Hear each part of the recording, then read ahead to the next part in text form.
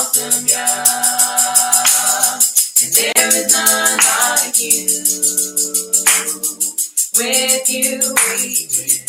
You're our champion. With you we can lose. We always win. You're our champion.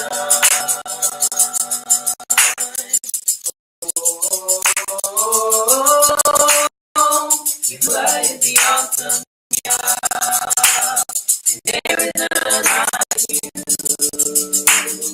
With you we win. You're our champion. With you we can lose. We always win. You're our champion.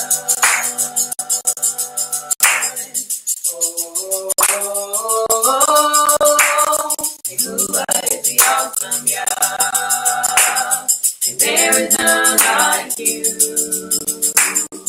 With you we win. You're our champion. With you we can lose. We always win. You're our champion.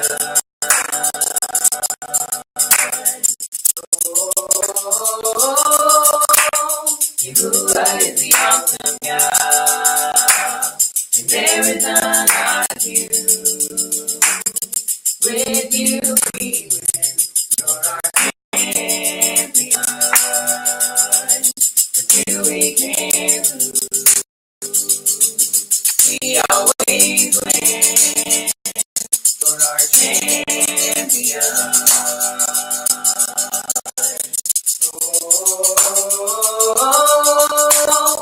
You are the awesome God, and there is none like you.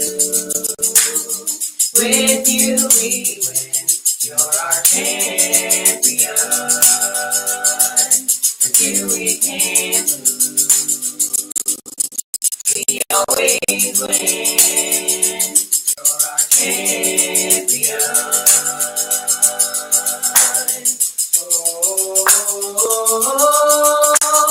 You are the awesome God, and there is none like you. With you we win. You're our champion. With you we can lose. We always win. You're our champion.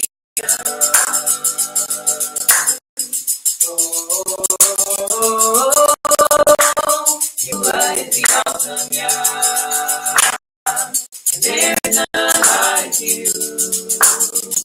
With you we win. You're our champion.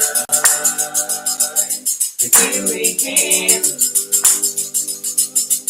We always win. You're our champion.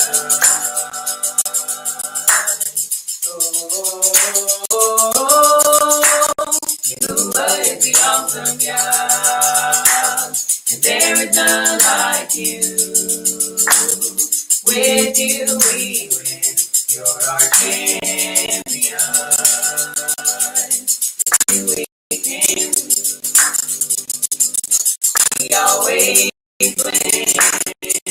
You're our champion.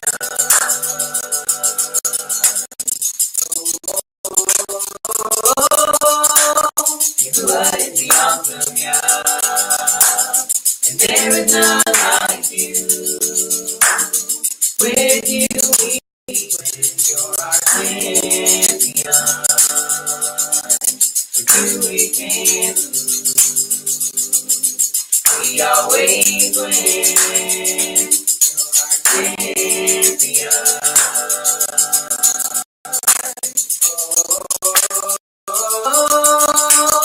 You are the awesome God, there is none like you. With you we win. You're our champion. With you we can lose. We always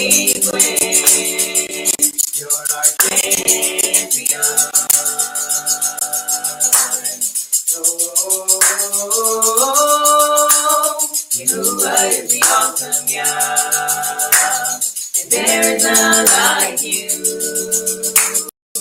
With you we win, you're our champion. With you we can,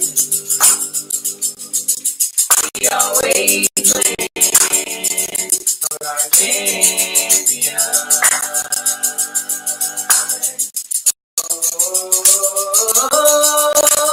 Jehovah is the awesome Yah, and there is none like you. With you we win, you're our champion. You we can, we always win, you're our champion.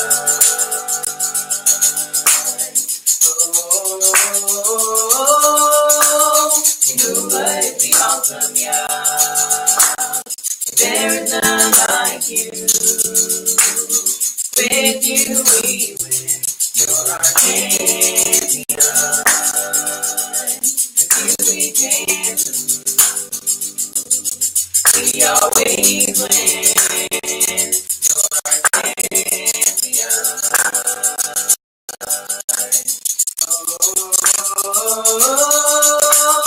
Jehovah is the awesome Yah, there is none like you. With you we win, you're our champion. With you we can, we always win, you're our champion.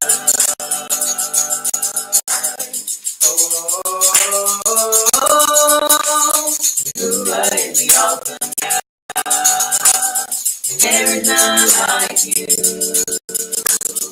With you we win, you're our champion. With you we can, we always win, you're our champion.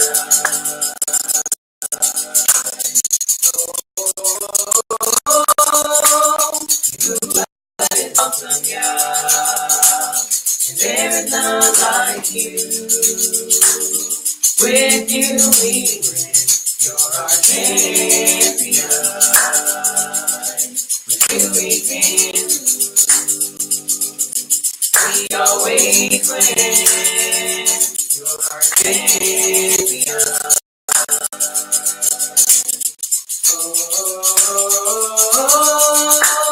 Jehovah is the awesome Yah, and there is none like you. With you we win, you're our champion. With you we can, we always win, you're our champion.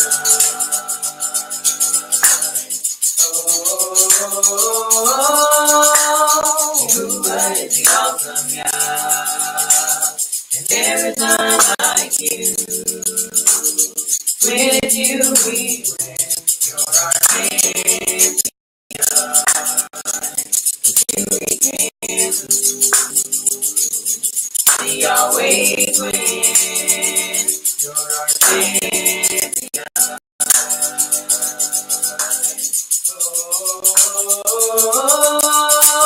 Jehovah is the awesome Yah, and there is none like you.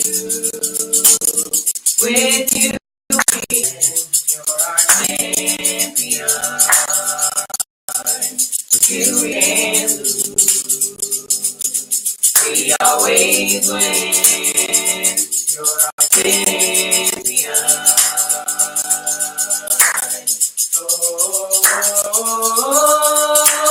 Jehovah is the awesome Yah, and there is none like you.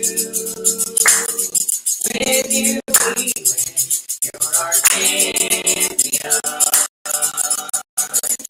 We can, we always win, you're our champion.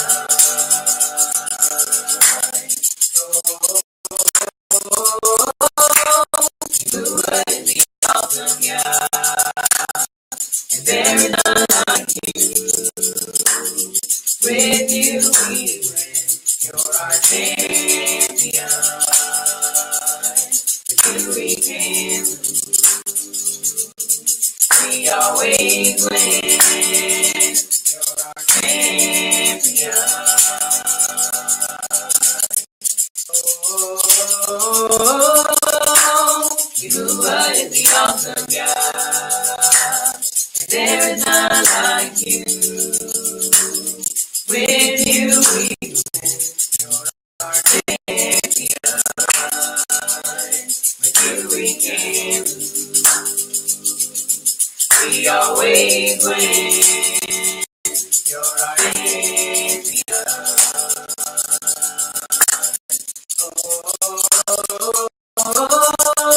You are the awesome God, and there is none like you. With you we win. You're our champion. With you we can. We always win. You're our champion.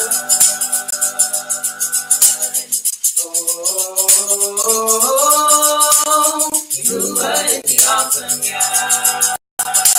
There is none like you. With you we win. You're our champion. Come on. With you we can. We always win. You're our champion.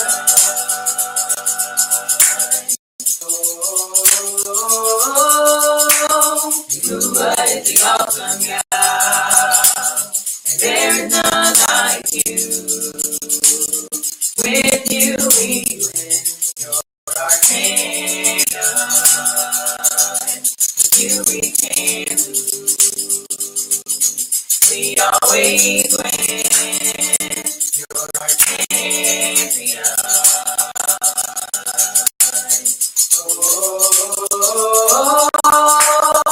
You are the awesome God, and there is none like you.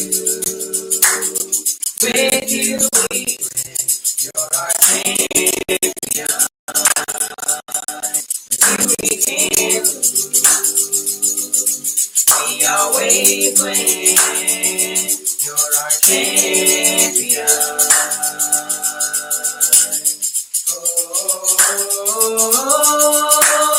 You are the awesome God, and there is none like you. With you we win. You're our champion. We can. We always win. You're our champion.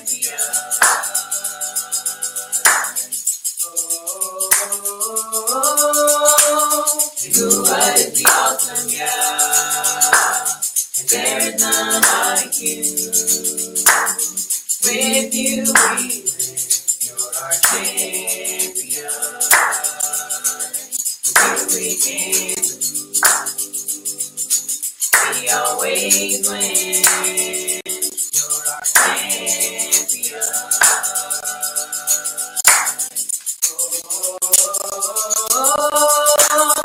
You are the awesome God, and there is none like you. With you we win. You're our champion. With you we can. We always win. You're our champion.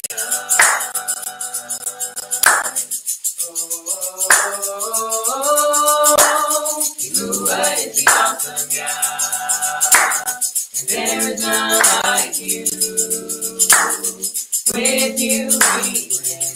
You're our champion. With you we can. We always win.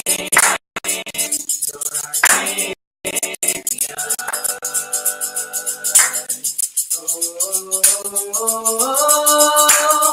You are the awesome God, and there is none like you. With you we win. You're our champion. We can. We always win. You're our champion.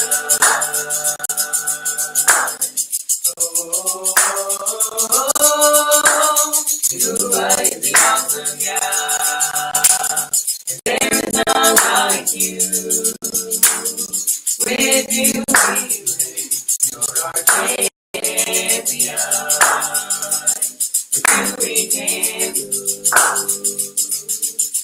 We always win. You're our champion.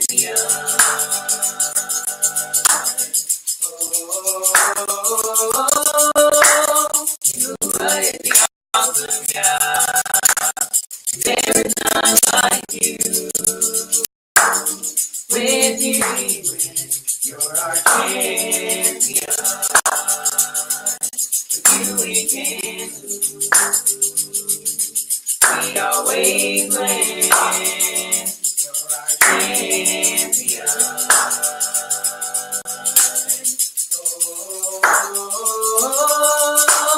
You are the awesome God. And there is none like you. With you we win. You're our champion. With you we can. We always win. You're our champion.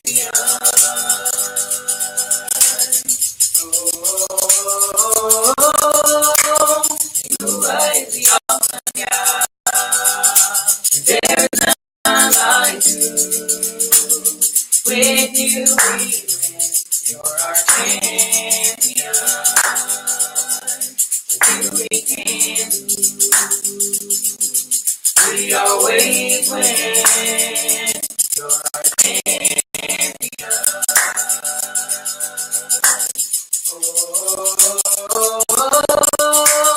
You are the awesome God. There is none like you. With you we win. You're our champion. With you we can. We always win. You're our champion.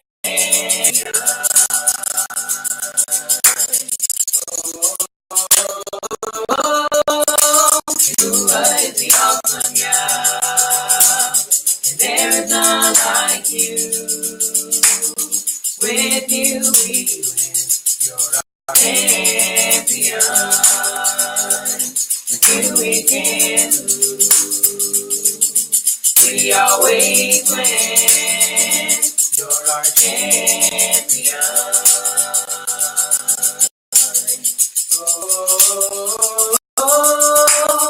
You are the awesome God. There is none like you. With you we win. You're our champion. With you we can.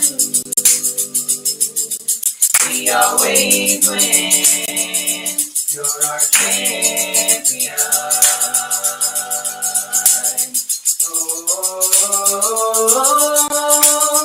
You are the awesome God. There is none like you. With you we win. You're our champion. With you we can. We always win. You're our champion.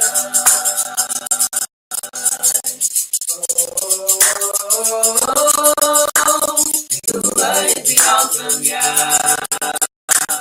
There's none like you. With you we win. You're our champion. With you we can. We always win. You're our champion.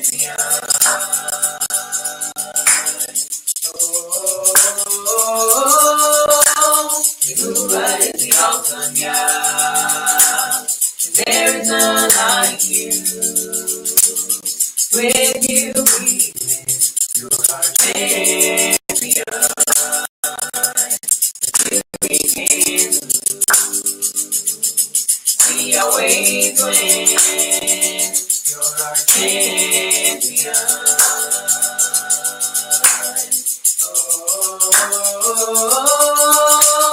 You are the awesome God. There is none like you.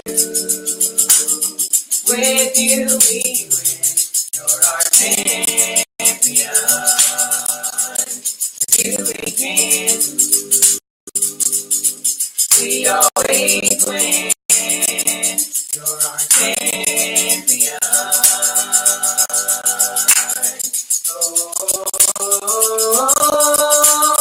You are the awesome God. There is none like you. With you we win. You're our champion. With you we can. We always win. You're our champion.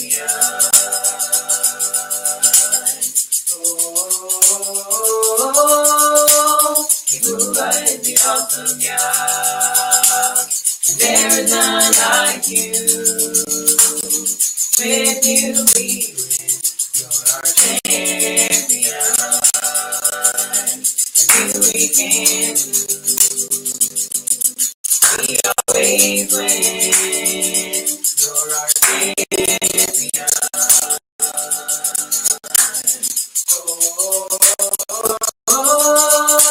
You are the awesome God.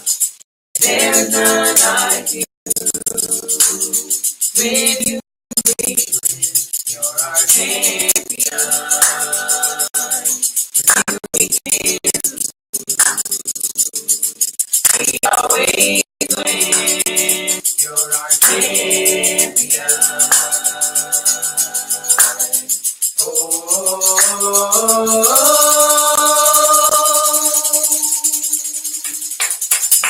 Hallelujah, hallelujah, hallelujah, hallelujah, hallelujah,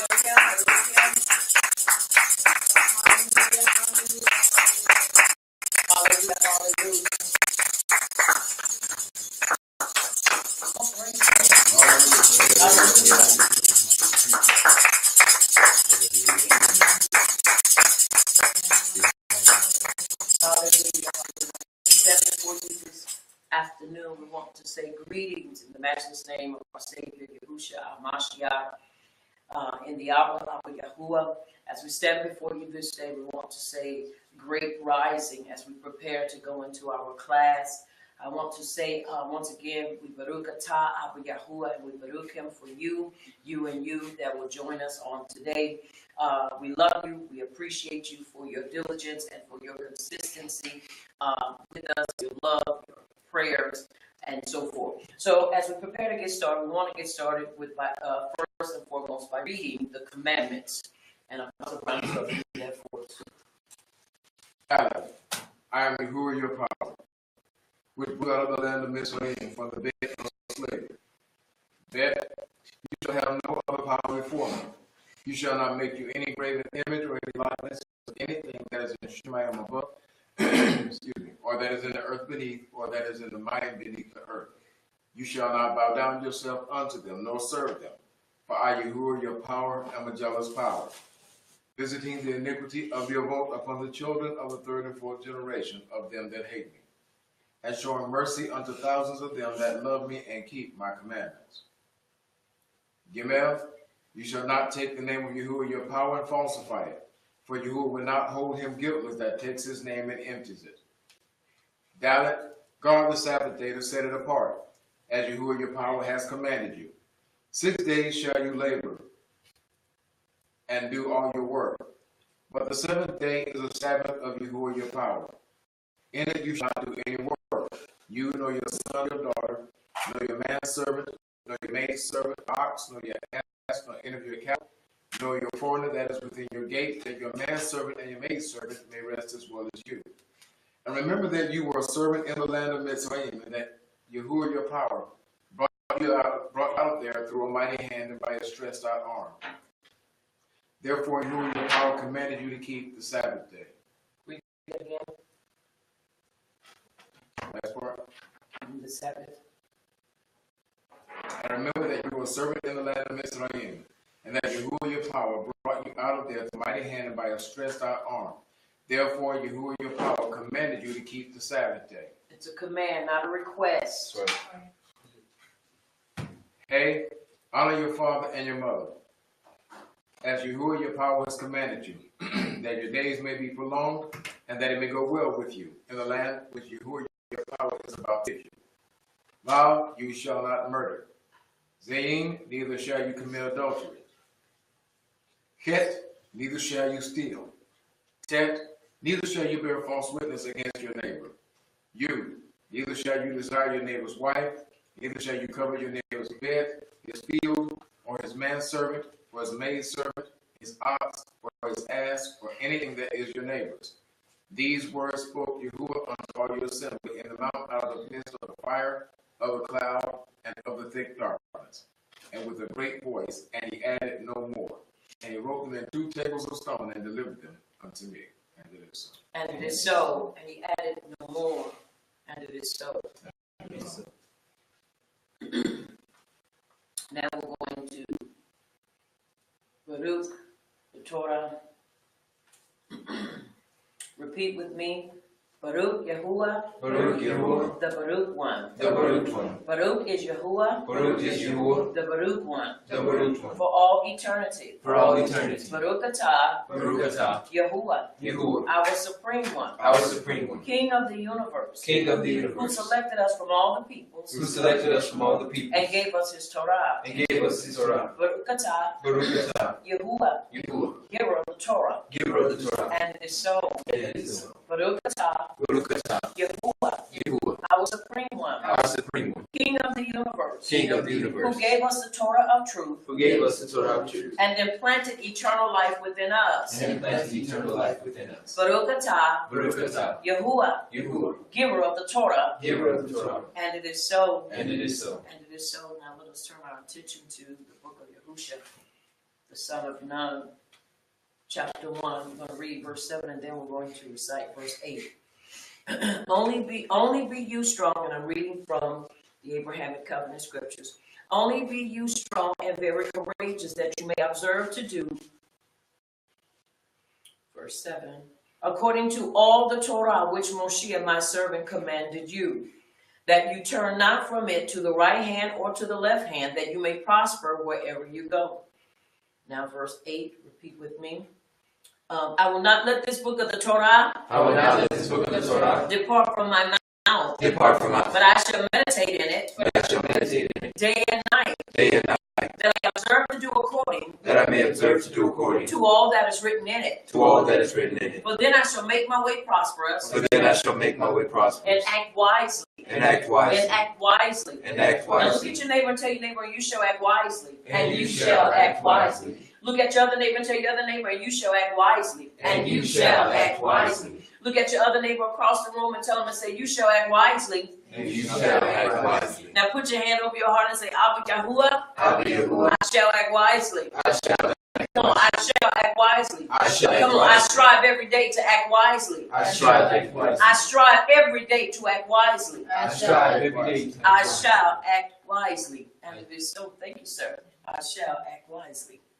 And it is so. And it is so. It is something that we must strive to do each and every day. It is not something that we can do one day and that's it. No, perfect practice makes perfect. So it's important that we strive every day to be wise. And so it is important that we understand that. And it is so. And it is Let so. us have a song, please. And it is so. And it is so.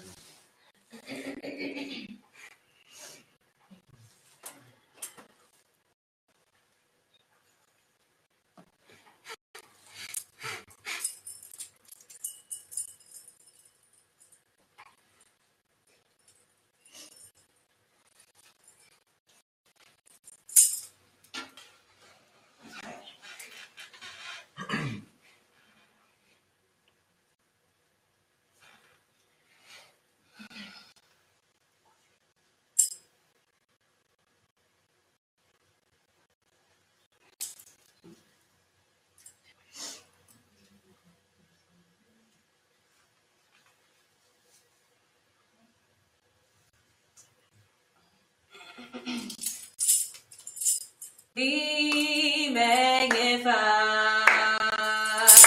be magnified, be magnified, come on, be magnified, be magnified, be Be magnified in the heavens. Be magnified in the earth. Be magnified in this temple.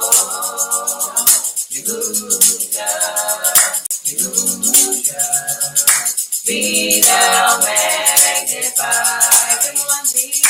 Be magnified. Be magnified. Be magnified. Be magnified.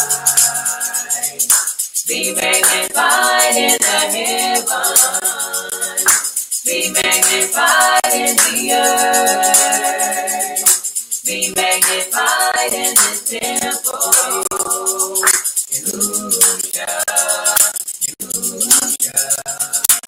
Be thou magnified.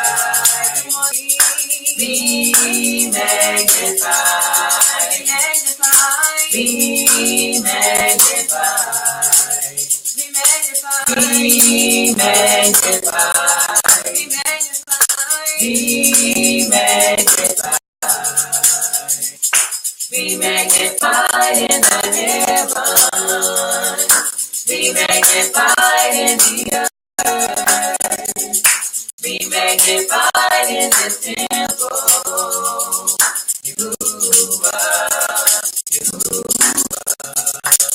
Be thou magnified. Be magnified. Be magnified. Be magnified. Be magnified. Be magnified in the heavens. Be magnified in the earth. Be magnified in this temple.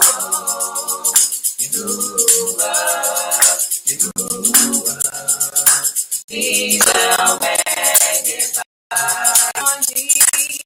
Be magnified. Be magnified. Be magnified. Be magnified. Be magnified in the heavens. Be magnified in the earth.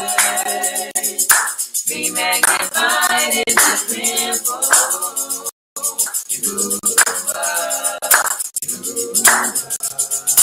Be thou magnified.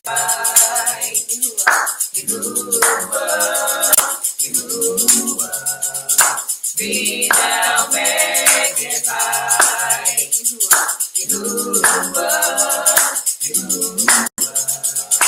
Be thou magnified.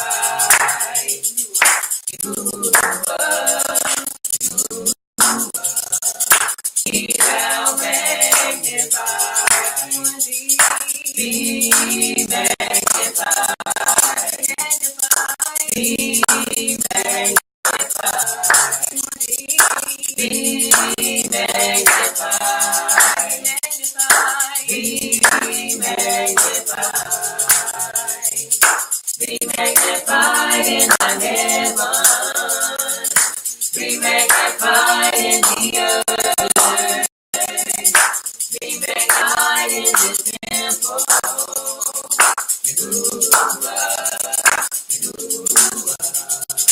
Be thou magnified.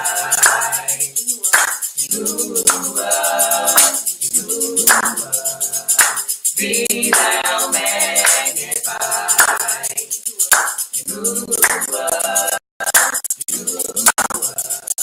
Be thou magnified.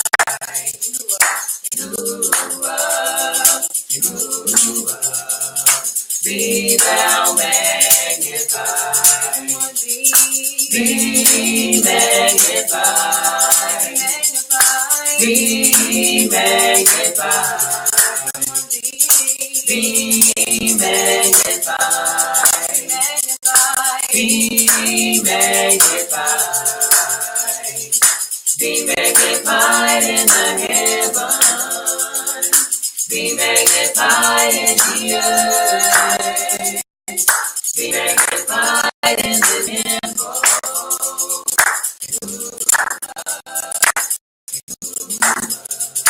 Be thou magnified.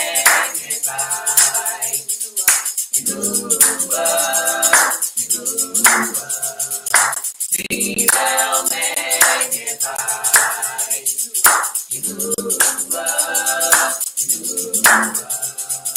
Be thou magnified.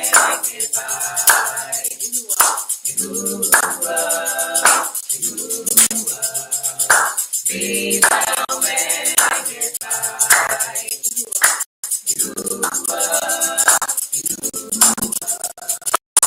Be thou magnified.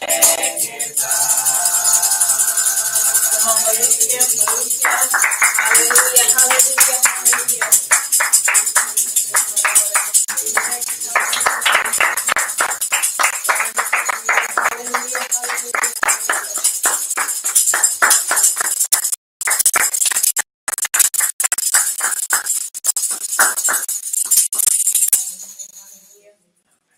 Now we're going to go to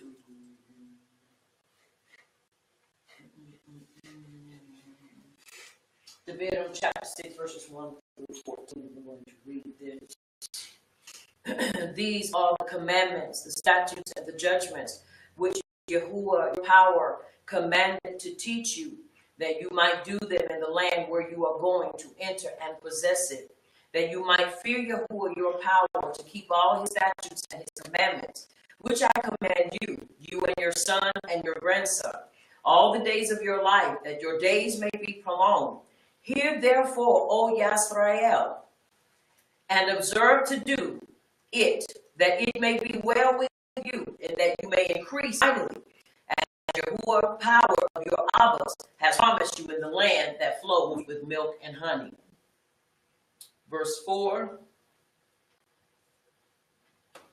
Hear, O Yisrael, our supreme one, Yahuwah is Akkad. And it also goes, Shema Yisrael, Yahuwah is our Savior. Yahuwah is one.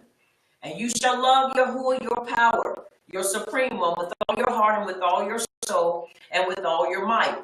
These words which I command you this day shall be in your heart. And you shall teach them diligently unto your children. Somebody say unto your children. Unto your children. There is no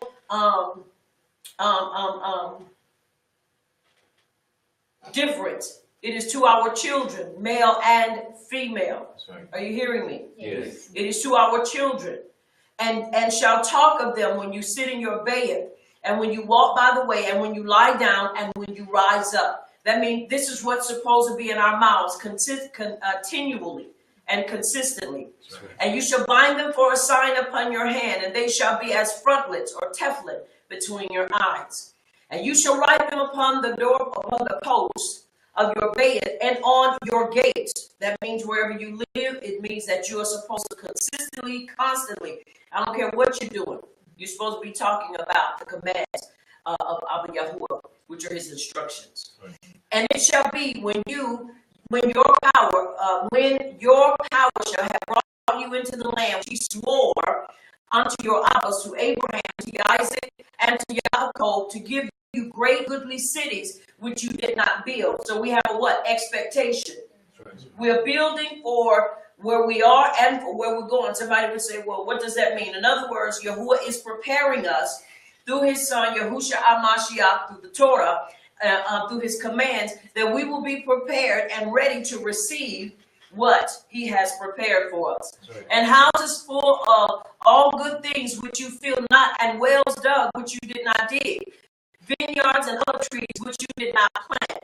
When you shall have eaten and be full, then where? Somebody say beware. Beware. Say it again, beware. Beware. Lest you forget Yahuwah, which brought you forth out of the land of Mitzrayim, from the bed of slavery. So we are no longer slaves, even though many would disagree. You have to understand we're in the land of our enemies. According to Vayikra chapter 26 and 27, we are in the land of our enemies. And so it's important that we understand that even though we're in this place, Yahuwah is still giving us the ability to build and to be able to sustain our lives until we go home. You shall fear Yahuwah your power and serve him, and shall swear by his name. You shall not go after other power of the people which you are around about you. So he's given us instructions that we are not supposed to take on or start following after the powers of the other people. And it is so. It is so. All right, now let's have another song, please.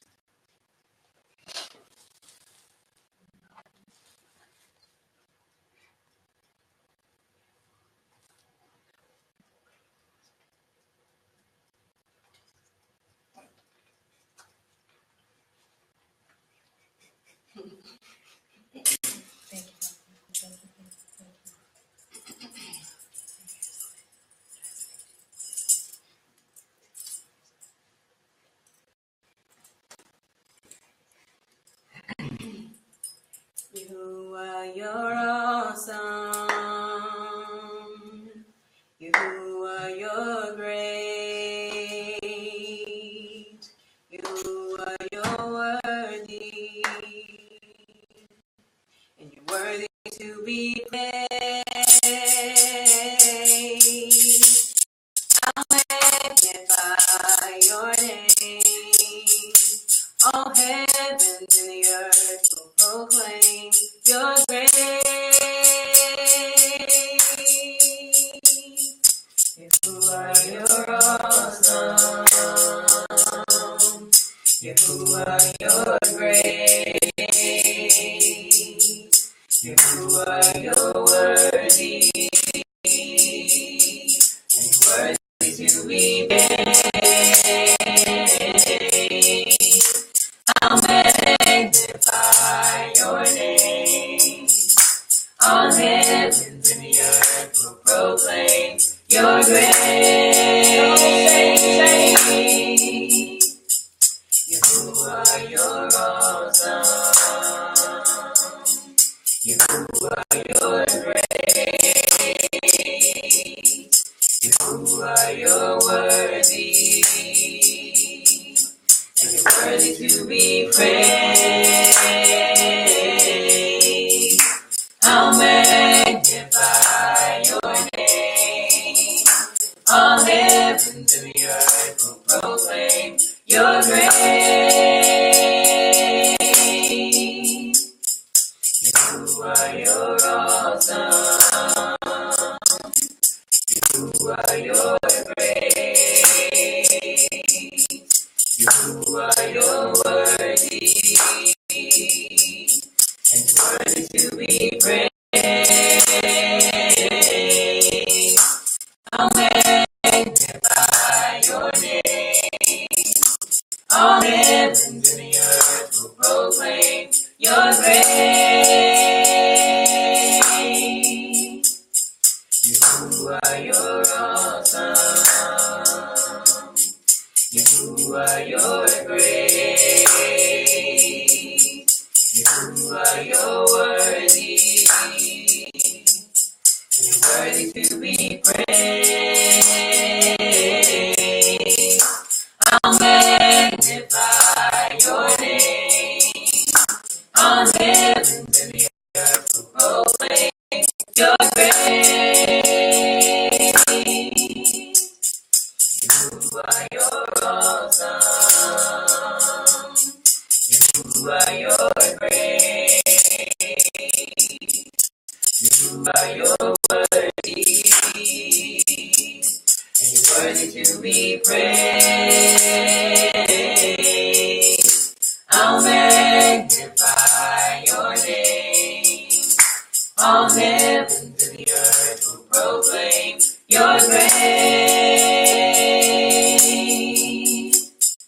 Yahuwah, you're awesome. Yahuwah, you're great. Yahuwah, you're worthy. And you're worthy to be praised. I'll magnify your name. All heavens and the earth will proclaim your grace. You are your awesome. You are your great. You are your worthy. And you're worthy to be praised. I'll magnify your name. All heavens and the earth will proclaim your grace. You are your awesome. You are your great. You are your worthy. And you're worthy to be praised. I'll magnify your name. All heavens and the earth will proclaim your grace. You are your awesome. You are your great. You are your worthy. And you're worthy to be praised. I'll magnify your name. All heavens and the earth will proclaim your grace. You are your awesome. You are your great. You are your worthy. And you're worthy to be praised. I'll magnify your name. All heavens and the earth will proclaim your grace. You are your awesome. You are your great. You are your worthy.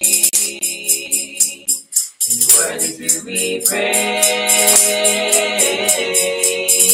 I'll magnify your name. All heavens and the earth will proclaim your grace.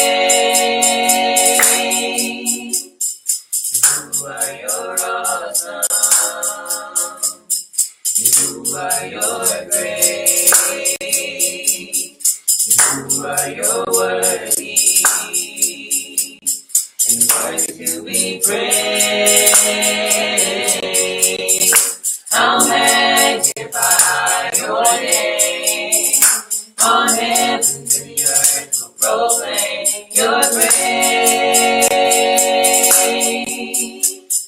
You are your awesome. You are your great. You are your worthy. And you're worthy to be praised.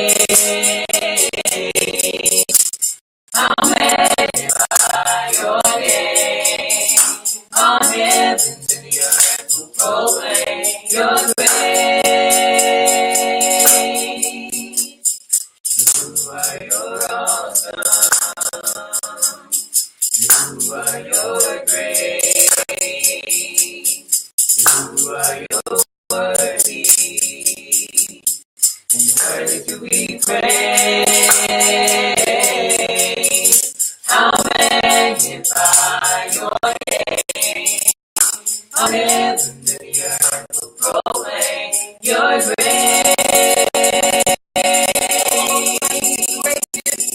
Hallelujah, hallelujah, hallelujah, hallelujah, hallelujah,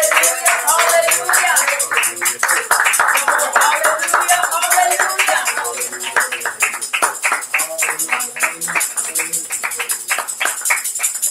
hallelujah, hallelujah, hallelujah. He's wonderful, he's wonderful. Malachi 4:4. Remember the Torah of Moshiach, my servant, which I commanded to him in Horeb for all Yisrael, with the statutes and judgments. Are we hearing? Yes. Remember. Somebody say remember. Remember. We must remember the Torah of Moshiach, Yahuwah's servant, which Yahuwah commanded to him in Horeb for all Yisrael, with statutes and judgments. It is a command for us all to observe and to follow. And in the commands is the keeping of the what? Torah. The Torah, but the keeping of what is today? Sabbath. The Sabbath rest. It is important that we understand we keep the Sabbath rest. Now we're going to look at Melachim Aleph 18 and 37. We're kind of doing scriptures this morning. We're going to pray.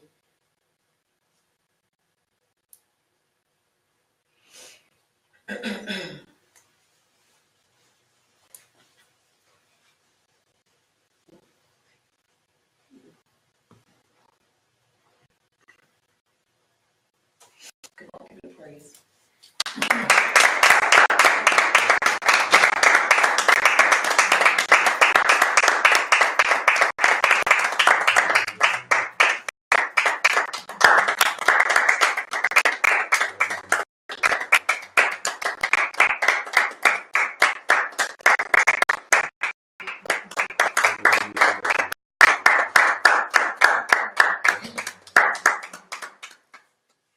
As we prepare to read Melachim Aleph 18:37, I'm going to start at verse 36. And it came to pass at that time of the offering of the evening sacrifice that Eliyahu, the prophet, came near and said, Yahuwah, power of Abraham, Isaac, and of Yisrael, let it be known this day that you are power in Yisrael, and that I am your servant, and that I have done all these things at your word. Verse 37, this is the prayer that Eliyahu prayed. Hear me, O Yahuwah, hear me, that this people may know that you are power, that you are Yahuwah power, and that you have turned their heart back again. Verse 7 once again, hear me, O Yahuwah, hear me, that this people may know that you are power, or that you are Yahuwah power, and that you have turned their heart back again. And then we know what happens next. Then the fire of Yahuwah fell and consumed the burnt sacrifice and the wood and the stones and the dust. And, verse 38, licked up the mayim that was in the trench. And when all the people saw it, they fell on their faces and they said, Yahuwah, he is the power. Yahuwah, he is the power. And it is so. And it is so. And it is so. It is important that we understand. Missions 15 and 8. The sacrifice of the wicked is an abomination, hateful, and exceedingly offensive unto you, Abba Yahuwah. But the prayer of the upright, it is your delight. Missions 3 and 4. So shall we find good understanding and high esteem in the sight or judgment of Yahuwah and of man. And it is so. And it is so. Let us have a song, please.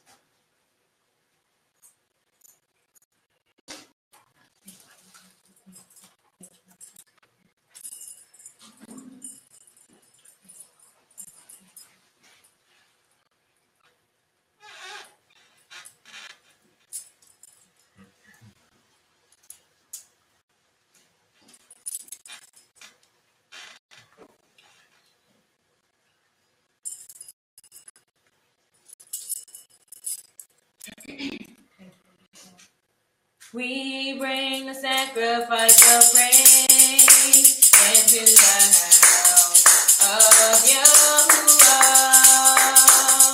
We bring the sacrifice of praise into the house of Yahuwah. And we offer up to you a sacrifice in the Thanksgiving, and we offer up to you the sacrifice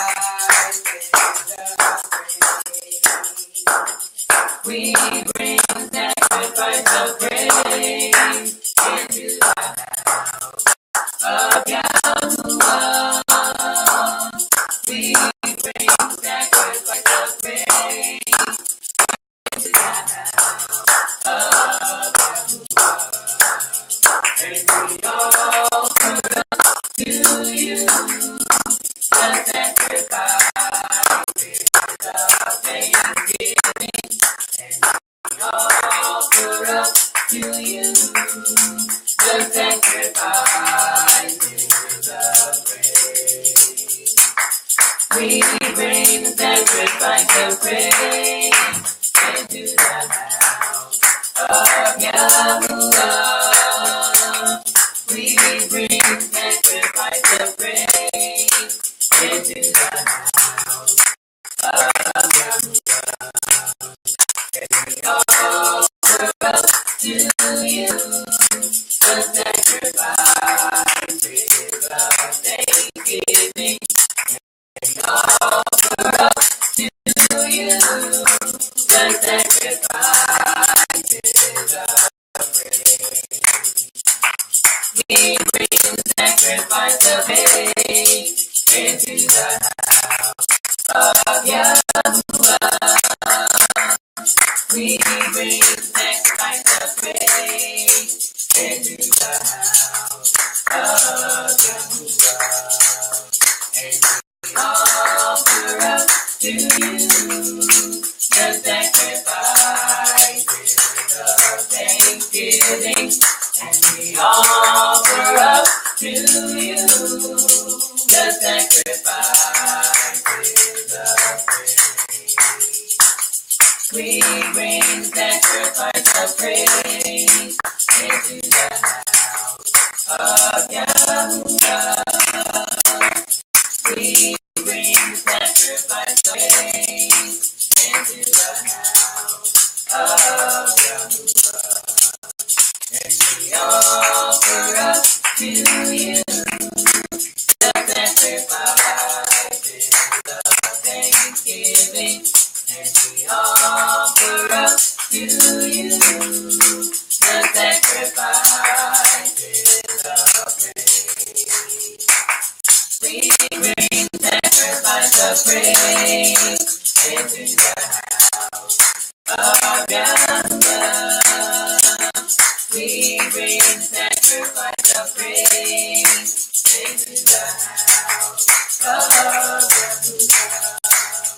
And we offer up to you the sacrifices of thanksgiving.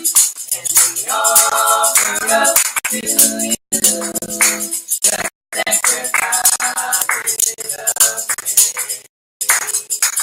We bring sacrifice of praise into the house of Yahuwah. We bring sacrifice of praise into the house of Yahuwah. And we offer up to you the sacrifices of thanksgiving. And we offer up to you the sacrifices of praise. We bring sacrifice of praise into the house of Yahuwah. We bring sacrifice of praise into the house of Yahuwah. And we offer up to you the sacrifices of thanksgiving.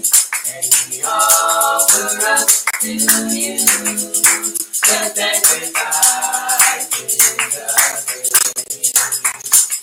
We bring sacrifice of praise into the house of Yahuwah. We bring sacrifice of praise into the house of Yahuwah. And we offer up to you the sacrifices of thanksgiving. and we offer up to you the sacrifices of praise. Come on, sit on the sacrifice. Hallelujah, hallelujah, hallelujah, hallelujah. Hallelujah, hallelujah.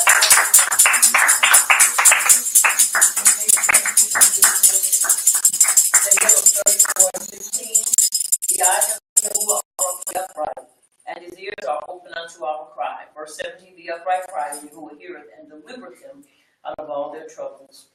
Acts 1 and 8, but we shall receive power after that the Ruach Kodesh is come upon us, and we shall be witnesses unto him both in Jerusalem and unto Judea and Shamar, unto the uttermost parts of the earth.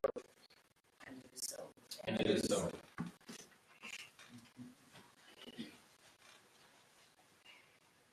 Tehillim 1:1, Baruch is the man that walketh not in the counsel of the unrighteous, nor standeth in the way of sinners, nor sitteth in the seat of the scornful. But his delight is in the law or instructions of Abba Yahuwah, he doth meditate upon it.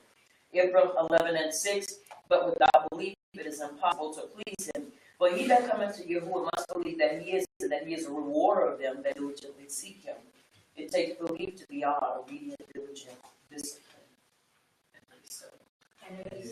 And it is so.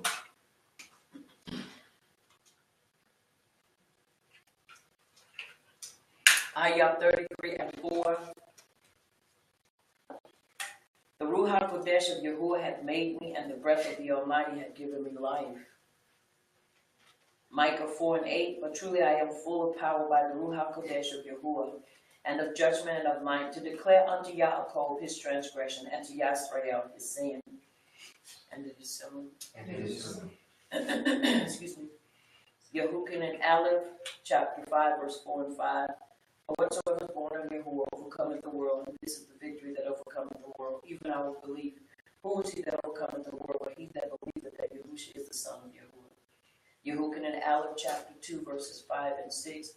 But whoever keeps his word, the Torah, truly the love of Yahuwah is perfected in him. By this we know that we are in him. Verse 6, he who says he abides in him ought himself also to walk just as he walked.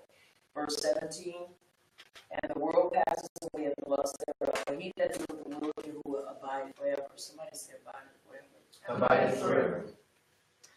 And it is so. And it is so. Let us have one more song, please.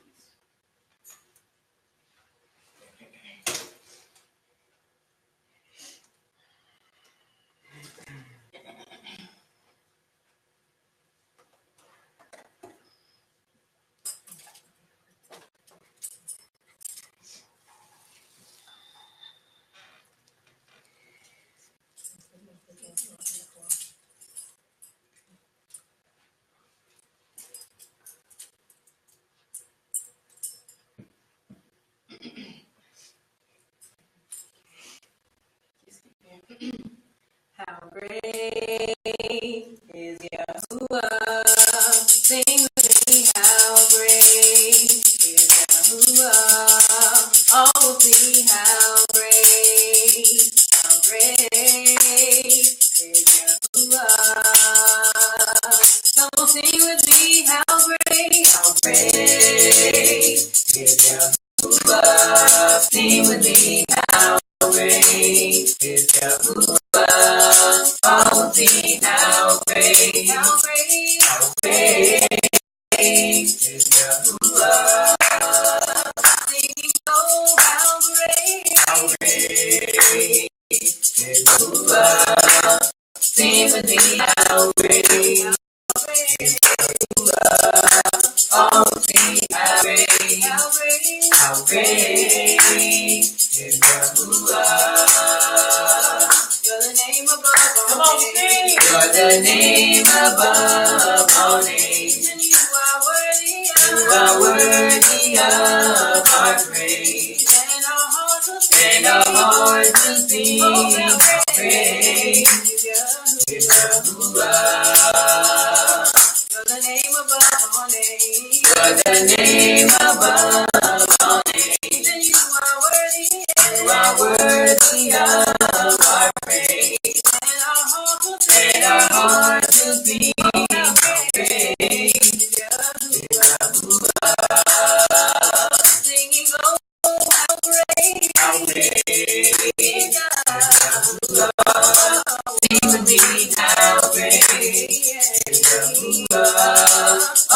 great, how great, how great, how great is Yahuwah. Sing, oh, how great, how great is Yahuwah. Sing with me, how great is Yahuwah. Oh, sing, how great, how great, how great is Yahuwah. You're the name above all names. You're the name above all names. You are worthy, you are worthy of our praise. And our hearts will sing, our hearts will sing, praise is Yahuwah.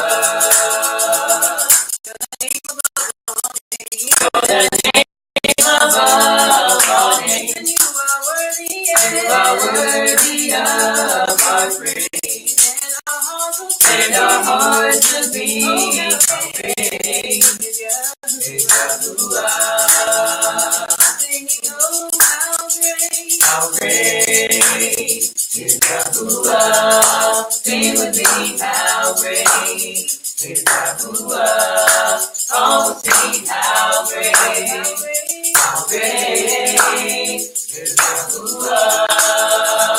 Singing, oh, how great is Yahuwah. Sing with me, how great is Yahuwah. Oh, sing, how great is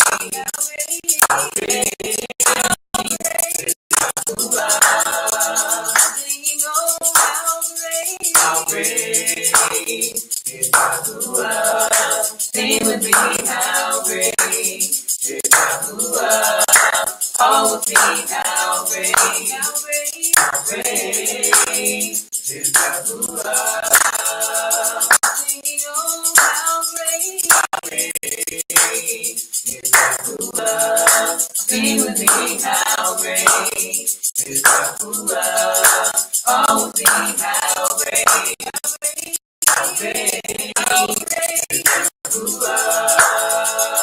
You're the name above all names. You're the name above all names. And you are worthy, you are worthy of praise. And our hearts will sing, praise is Yahuwah. You're the name above all names. You're the name above all names. You are worthy of our praise. And our hearts will sing, praise is Yahuwah. You're the name above all names. You're the name above all names. You are worthy of our praise. And our hearts will sing, praise is Yahuwah. Someone sing with me, how great is Yahuwah. Sing with me, how great is Yahuwah. Oh, sing, how great is Yahuwah. Singing, oh, how great is Yahuwah. Sing with me, how great is Yahuwah. Oh, sing, how great is Yahuwah. Singing, oh, how great is Yahuwah. Sing with me, how great is Yahuwah. Oh, sing, how great is Yahuwah. You're the name above all names. You're the name above all names. You are worthy of my praise. And our hearts will sing, praise is Yahuwah.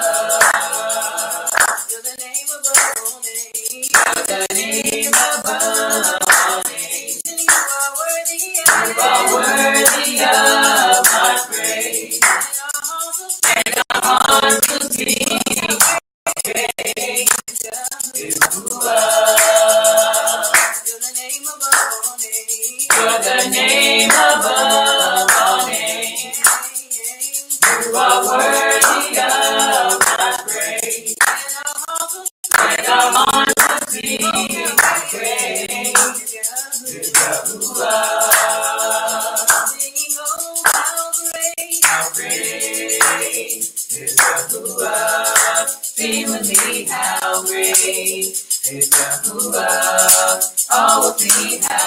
great, how great is Yahuwah. Singing, oh, how great is Yahuwah. Sing with me, how great is Yahuwah. Oh, sing, how great is Yahuwah. Come on, sing with me, how great is Yahuwah. Sing with me, how great is Yahuwah. Oh, sing, how great is Yahuwah. Singing, oh, how great is Yahuwah. Sing with me, how great is Yahuwah. Oh, sing, how great is Yahuwah. Hallelujah, hallelujah, hallelujah.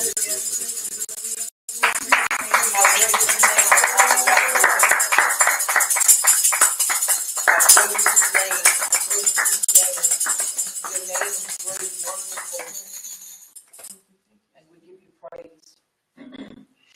Let's repeat this together. Al Yahuwah, in the mighty name of your Son, Yahusha, Al-Mashiach, we subdue ignorance with Torah knowledge. And through this knowledge of Torah truth, we claim healing, shalom, deliverance, and salvation. We decree Torah truth in the lives of your people, our people, Yisrael. We unite not to fight each other, but the enemy of our belief. And it is so. As we come to this point, I know I've changed it up a little bit, but it's all good.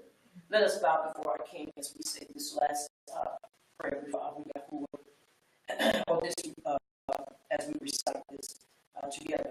May the utterance of my mouth and the deliberation of my heart be desirable before you, O Yahuwah, my rock and my redeemer. May the utterance of my mouth and the deliberation of my heart be desirable before you, O Yahuwah, my rock and my redeemer. And it is so. And it is so. We have just recited Tehillim 19 and 15, and it is so. And it is, may be seated in His presence.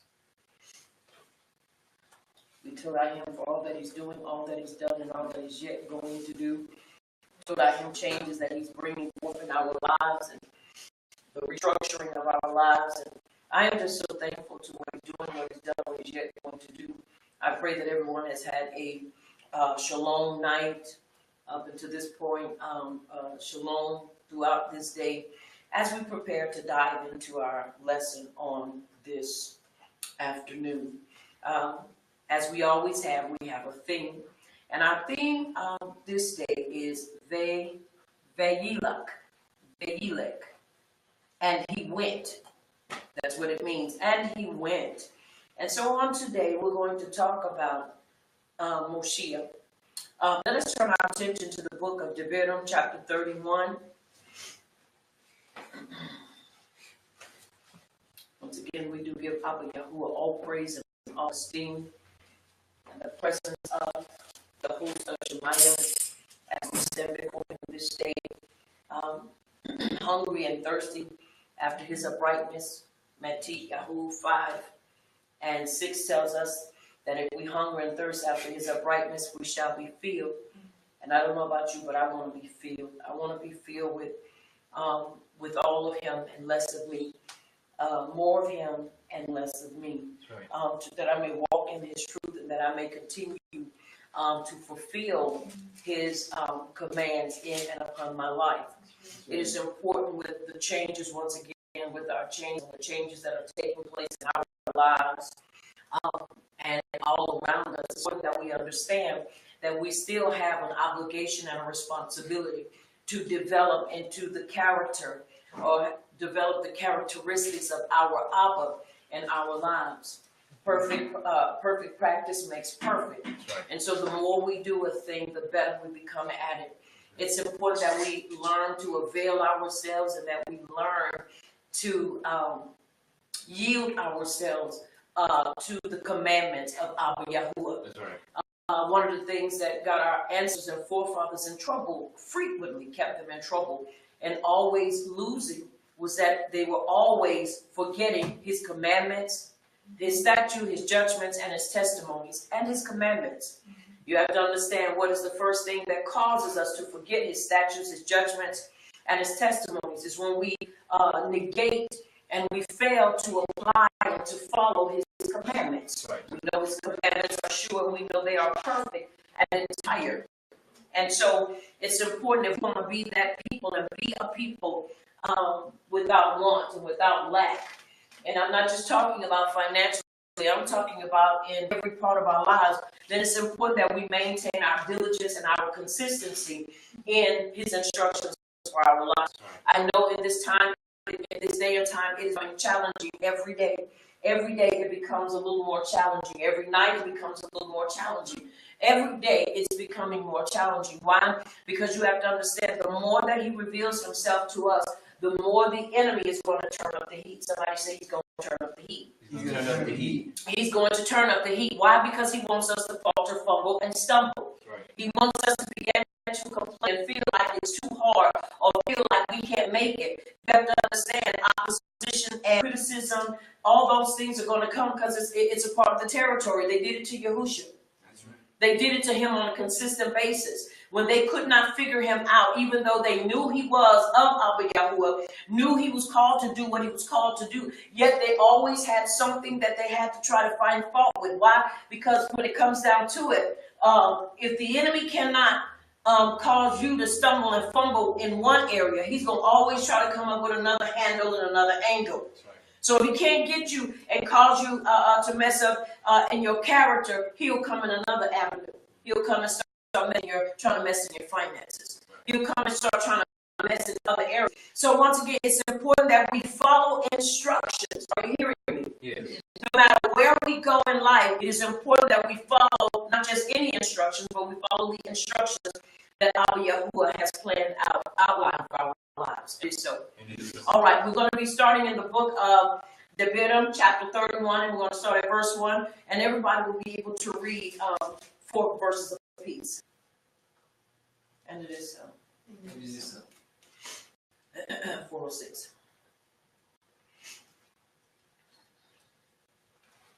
Balak is our theme. He went out. And he went. All right, let's read. And Moshe went and spoke these words unto all Yasharel. And he said unto them, I am 120 years old this day. I can no more go out and come in. Also he has said unto me, you shall not go over this Jordan. Yahuwah your power, he will go over before you, and he will destroy these nations from before you. And you shall possess them, and Yahushua, he shall go over before you, as Yahuwah has said. And Yahuwah shall do unto them as he did in Sihon and to all kings of the Amorites, and unto the land of them whom he destroyed. And it is so. And it is so. Once again, and he went. He went to do what? To give his last, I don't want to say speech, but his last words of exhortation to who? All of the children of Yisrael. So that meant that women, children were all there. Are you hearing me? Yes. That meant all of Yisrael. Everybody was included in this. Why? Because this was Moshe's last time of speaking to them, or his getting prepared for his last time to speak to them concerning the instructions of Abba Yahuwah. He was making preparations because he was old, but not only was he just old, but because Abba Yahuwah had told him he could not go into the promised land. And Moshe went and spoke these words unto all Yisrael. So that it was just to them, it wasn't to everybody. Right. And he said unto them, I am 120 years old this day. I can go out and come in. Also, Yahuwah has said unto me, you shall go over this Jordan. Yahuwah go over this Jordan. Yahuwah power, he will go over before you. And he will destroy these nations before you, and you shall possess them.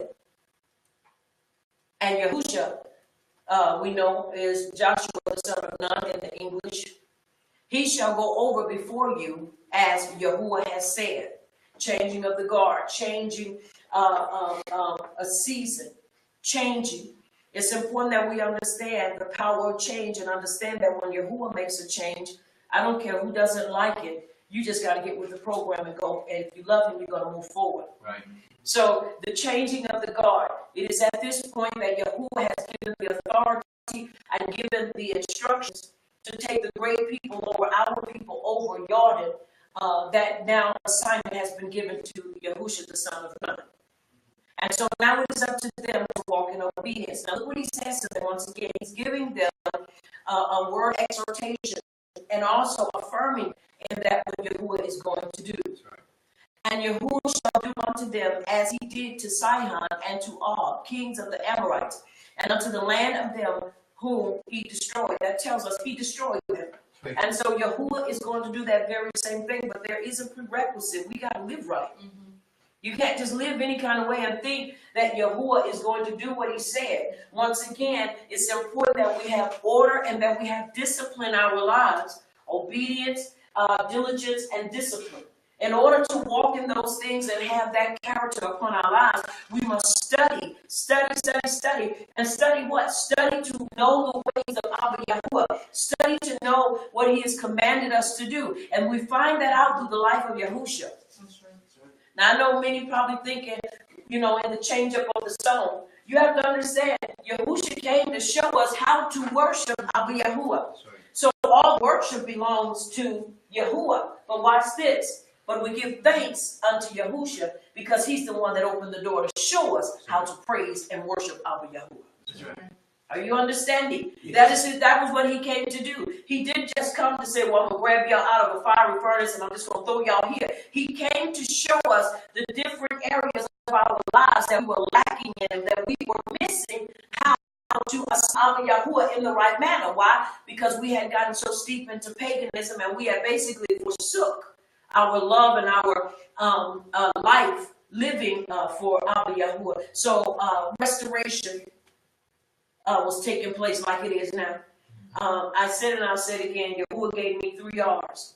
Recovery, restoration, and revival.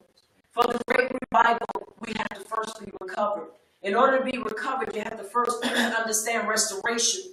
Because if you're not restored, then you will not be ready to be recovered. Right. And if you're not recovered, then you won't be in position to be able to experience the great revival. Because there is going to be a revival of the true people of Yisrael, the children of Yisrael, the children of power, that we are going to rise up as he continues to develop us and cultivate us through the scripture. So it's important that we understand our time and what time we're in. That's right. All right, let's read 5, 6, 7, and 8, please. Excuse me. Verse 5. And Yahuwah shall give them up before your face, that you may do unto them according unto all the commandments which I command you. Be strong and of good courage. Fear not, nor be afraid of them. For Yahuwah your power, he it is that will go with you.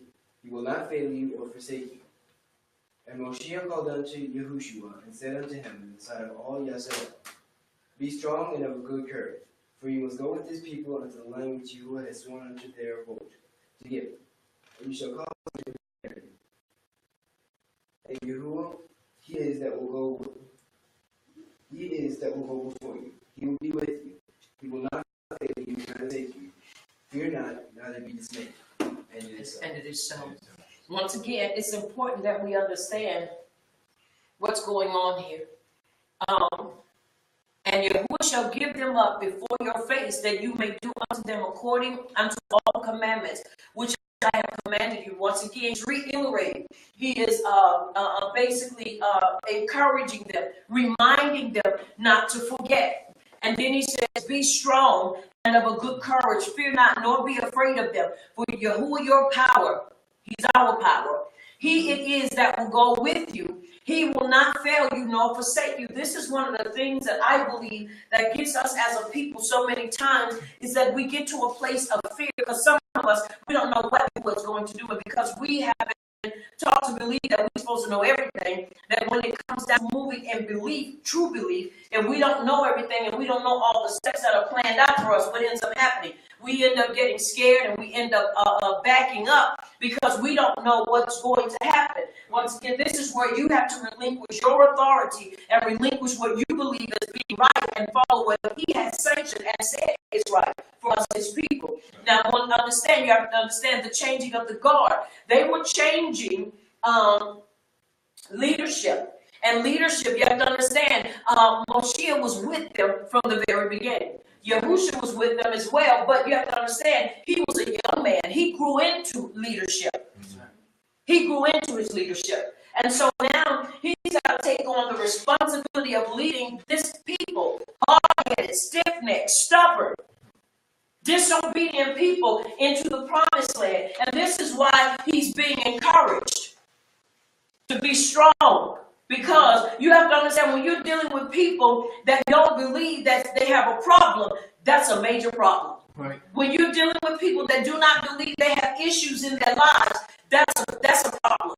Because until we can acknowledge we have shortcomings and faults, we will never be able to be healed and truly delivered from the very thing that holds us captive. That's right. Most of the thing that holds us captive is ourselves. Mm-hmm. And our belief. Now you have to understand, I am not against believing in ourselves, because if you don't believe in yourself, then you ain't gonna do nothing. Right. You gotta believe in yourself. Even the tortoise believed in himself, and that's why when he ran against the hare, he was able to win. Why? Because if he didn't believe in him, he would have never got on the starting line to run against him. Right. That's an Aesop's fable.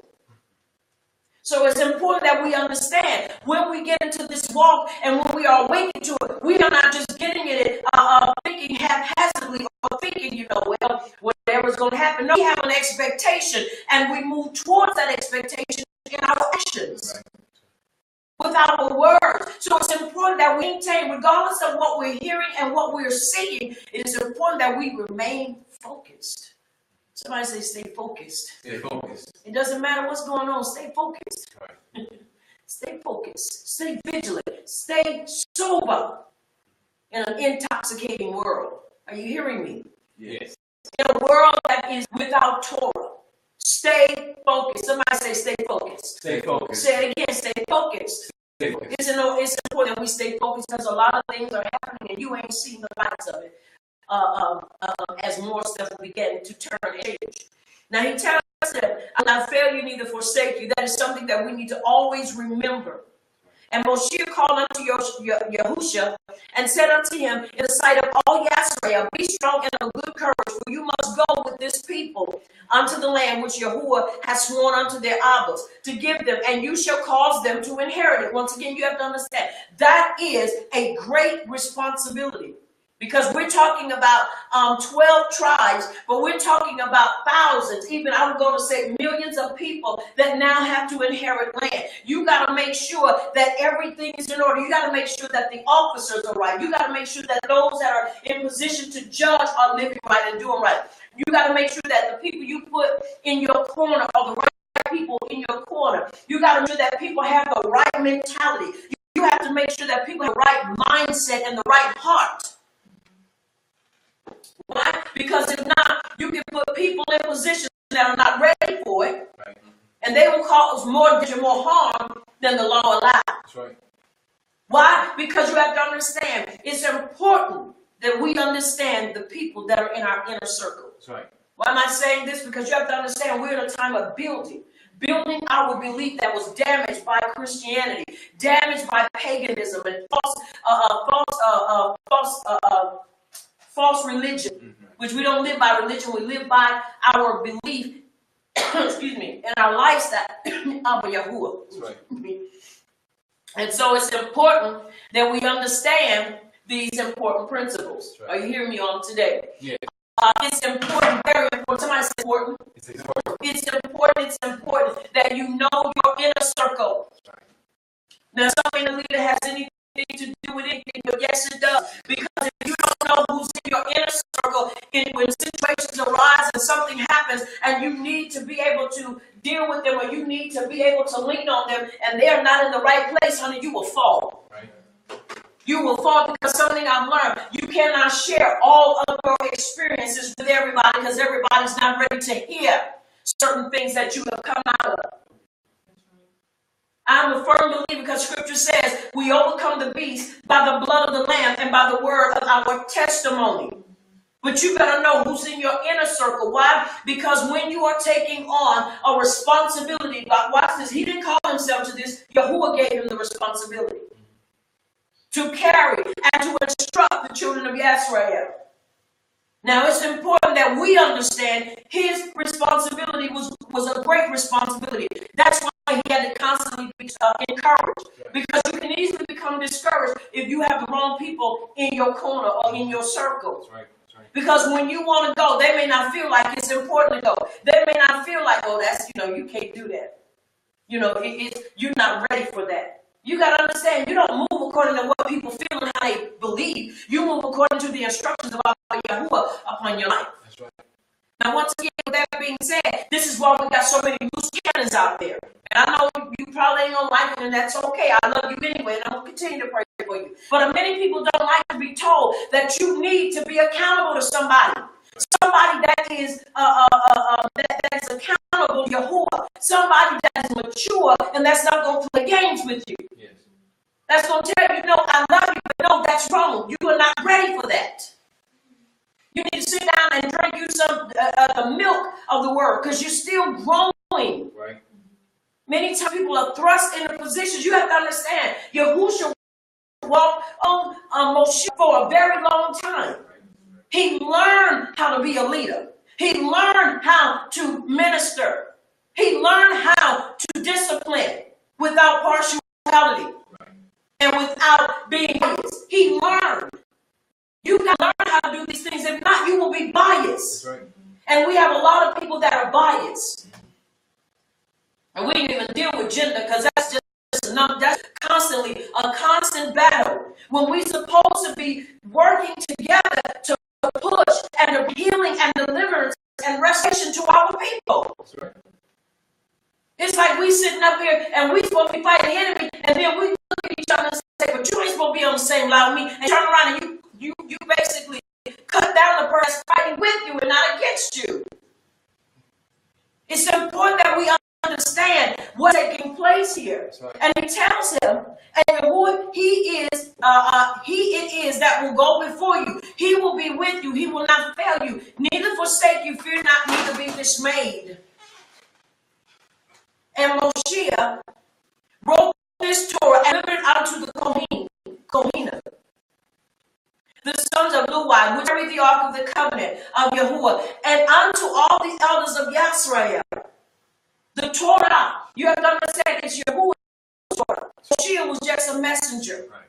And Moshe commanded them, saying, at the end of every 7 years, in the solemnity of your year of release in the Feast of Tabernacles, which is also the Hag HaSukkot. Now, once again, we're getting ready to see some instructions that have been brought forth by Abba Yahuwah, how we're supposed to govern and carry our lives. Are we understanding? Yes. All right, come on, let's read it. Moshe wrote this Torah and delivered it unto the Kohanim, the son of Levi, which carried the ark of the covenant of Yahuwah, and unto all the elders of Yisrael. And Moshe commanded them, saying, at the end of every 7 years, in the solemnity of the year of release, in Hag HaSukkot, when all Yisrael is come to appear before Yahuwah, your power, in the place which ye shall choose, you shall read this Torah before all Yisrael in their hearing. Gather the people together, men and women, and children, and the foreigner that are within your gates, and they may hear and they may learn, and fear Yahuwah your power, and God to do all the words of this Torah. Now, once again, Moshe wrote it, and he delivered it unto the priests, or to the Kohanim, the sons of Levi, which carried the ark of the covenant of Yahuwah, and unto all the elders of Yisrael. Now, it's important that we understand the importance of this, the importance of the power and the structure of the Torah. He says, now, when all Yisrael is come to appear before Yahuwah, how many? All. That means women, children, right? Yes. Everybody. That's right. Yahuwah, your power in place which he shall choose, you shall read this Torah before all Yisrael in their hearing. Why? Because you have to understand, belief comes by hearing, and hearing by what? The Torah. If we don't hear the Torah, then what ends up happening is we begin to lose our belief in its structure and its ability to keep us and to develop us to become and maintain our consistency as children of power. That's right. A lot of times what ends up happening with us, and I told you I'm not a problematic teacher or preacher or shepherdess, but I do believe in pointing out when there are issues. We do not like to get together. We like to go where it's where we feel like that's where we're supposed to be because there's a lot of folks. Now I don't have anything against gatherings, but I have a problem when you start seeing partiality. I have a problem when it comes down to certain things that we ain't following like the scripture. Right. Because now you got us here, but we all segregated.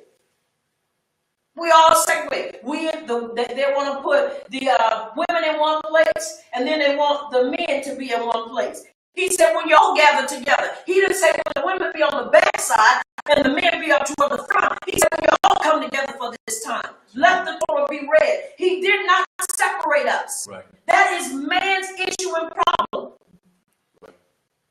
That's their problem. Well, we don't think they should be. It ain't about what you think or what you feel. It's about what Scripture tells us. That's right. Right. He said, gather the people, how? Together. Men and women and children and the foreigner that are within your gates, that they may hear. Somebody say, hear. Here. And that they may learn and fear Yahuwah, your power, and guard to do all the words of this Torah. Are we understanding? Yes. You cannot guard what you don't hear. Right. Right. Right. You cannot guard what you have not been told to guard if you don't know what to guard. He didn't say, you're home and then your husband teach you. He said, gather them all together during the time of what? For we're supposed to listen. But what does the majority of the people do? Well, the women, they can't. If you up here teaching and you doing this, you're in error. Come on now, let's cut that stuff off. Time is too short. Right. For us to be playing these games. It is time that we mature and we begin to push so that we can push our people to a level of maturity. Because let me tell you something. When all hell breaks loose, ain't nobody gonna care what your gender is. Somebody got you about to stab you, you're going to be talking about, well, I'll wait for a man to come. Oh, you don't want the help, Mom? Okay. Then you sit up there and you lose your life. Right. Exactly. Let me tell y'all something. Ain't no time for playing. No time whatsoever. And I know you may think, once again, we said it, and my heart goes out to the ones that lost their loved ones in the Texas shooting. But let me tell you something. People don't care. They didn't discriminate when they were in there shot. Right. They don't care. So why should we, when it comes down to learning and fortifying ourselves? Let me tell you something that we learn to fight together and not against one another. That's right. That's right. They were all gathered there. So why? We could learn to guard to do all the words of this Torah. I've got to guard it because if I don't guard it, I won't do it. But if I don't know, because you have to understand something. Now, I say this in love and in respect. I don't say it out of it. I know, I hear people say when you say that, all kind of stuff. But you have to understand, if you go and learn it, and then you come back and tell me, I know you're going to remember everything. You may think that's something you learn, okay, that's important, but not really that important. You don't need to know that. That's almost like those saying, okay, well, you're given a full regimen or full course meal. Well, they don't need this. I'll take it off it. That's really not for them. Because now you start gender basing everything. So now you start skimming down and saying, well, they really probably won't need that, so I don't even have to give them that. I'll just give them just enough for them to know we ain't no birds. You don't mouth feed us. Only birds and only animals do that, especially birds. Take the food and eat it up and then turn around and pass it back down to the birds. Why? Because they're unable to eat on their own. But that's not the way we do. He said, y'all come together, and he said, and learn. Why? Because he's giving it to the one to give it to all. Not we go play pass the baton. Because once again, you got to understand, this is where we got to make sure that we're getting everything. And I'm not saying that some husbands wouldn't do it, but I ain't saying that they would either. Are you hearing me? Yes. Because it depends on the teaching whether or not a man would be willing to come and share everything with his wife. Right. Because now you get it in where you say, well, maybe they really don't need that, so I don't have to give them all that. Or you forget. Right. Because it's easy to forget. Right. So it's important that we understand the one that he assigned to give it to him. He said, y'all all come here. No, you stay at home and then you learn. No. You have to understand we need to do more research on that. Right. But the gist of this is that Yahuwah wanted everybody there. Why? Because everybody was commanded by that who was in authority, the Kohanim, and to be able to minister the Torah. Are you here? Yes. They carried it, and he gave it to the people. Now, verse 13 says, and that their children which have not known anything may hear and learn to fear Yahuwah, your power, as long as you live in the land where you go over the Jordan to possess it. Now, verse 13, let's look at this again, and we're just going to deal with this just for a moment. And that their children, the next generation, are you understanding me? Yes. Which have not known anything. Who don't know anything? Children. Say it again. Children. Say it again. The children. The children, once again, which have not known anything. So those that are children need to sit down and learn. Right. Well, they want to get up, and even young men that are not even teenagers want to get up and tell somebody to be quiet. This is where you are misleading and teaching these young men to error in their ways. Right. 12 and 13 years old, telling me I'm supposed to be teaching. Yeah. You better sit down somewhere because you're just a child. But you think your gender outranks my authority and leadership. Right. You see how we've erred in so many ways? It ain't right. Right. And while all this is going on, guess what the enemy doing? He laughing because he is just making him having a ball. Because why? Because the more we fight internally, the more he's coming and he's tearing down, and he is making sure that he's going to do everything he can to tear up our belief and tear up what we look like to the people. We're supposed to look like wisdom guys of other nations. People have an issue. Y'all, it's time to put these issues away and really begin to pray and seek the face of Abba Yahuwah. Above all, seek his heart. That's right. If you seek his heart, you will know where his face shines. Right. And what he says, which have not known anything, may hear and learn to fear Yahuwah, your power. As long as you live in the land where you go over the Jordan to possess it. A lot of them don't understand because they have not seen, because they don't know, because they're not learning from us, some of us, because we don't live the life. That's right. They see and they're only going to do what they see us do. So we're always bickering and fussing, and we always having situations going on. Guess what? All they're going to do is just do the same thing. Yahuwah had everybody in line. He had the family in line. He had the Abba, the Papa, the Ima, and the children. Everybody was responsible. If you could hear and understand, you were responsible for how you conducted your life. That's right. Even on today. It's important that we understand, and we want to know why people acting a fool when they go to school. Check out what's going on at home. You want to know why people are rebellious, the children are rebellious and stubborn and hard-headed? Check out the parents. Right. Stubborn, hard-headed, and rebellious. And will fight you or shoot you if you tell them that. I ain't hard-headed, I listen. No, you don't. No, you do not. Because your children are going to pick up whatever you do. Right. That's right. If you believe in Torah and you reverence it and you fear it, they will too. They cannot do it if you don't show it. That's the problem. Once again, a problematic teacher or shepherdess. But I believe in telling it is supposed to be told. We wonder why there is degrading in the family. We wonder why there is a breaking down of respect. You can't expect a young man to respect a young lady when he doesn't see his papa respecting his Ima. Right. That's right. You come and talk to her any kind of way and say whatever you want to her and think that Yahuwah is going to esteem you. Something's wrong with that picture. Right. That's right. And then the young man gets out and now he thinks every woman is supposed to be submissive to him. Sit down somewhere. That ain't your wife. And now he doesn't respect his Ima. Right.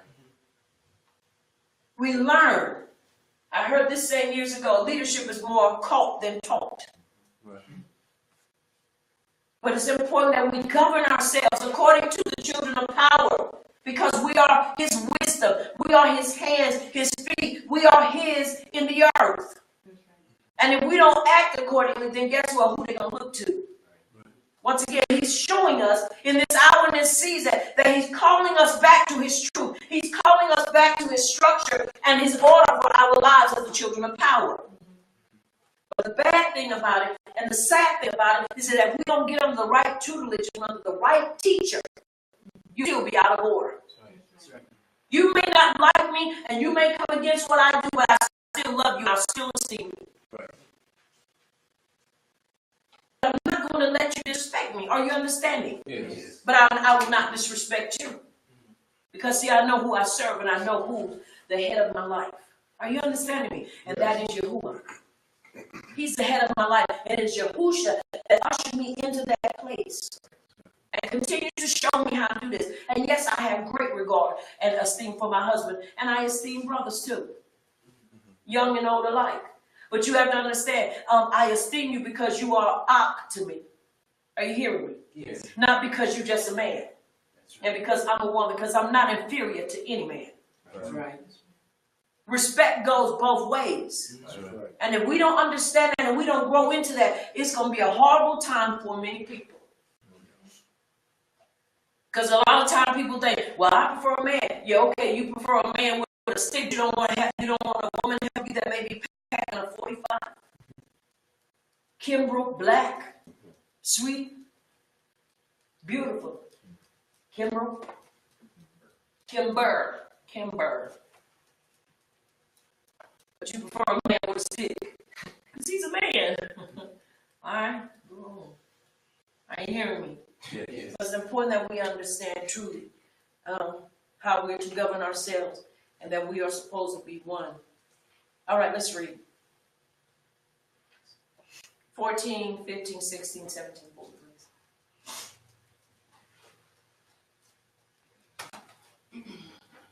please. And Yahuwah said unto Moshe, Behold, your days approach that you must die. Call Yahusha and present yourselves tabernacle of the congregation, that I may give him a charge.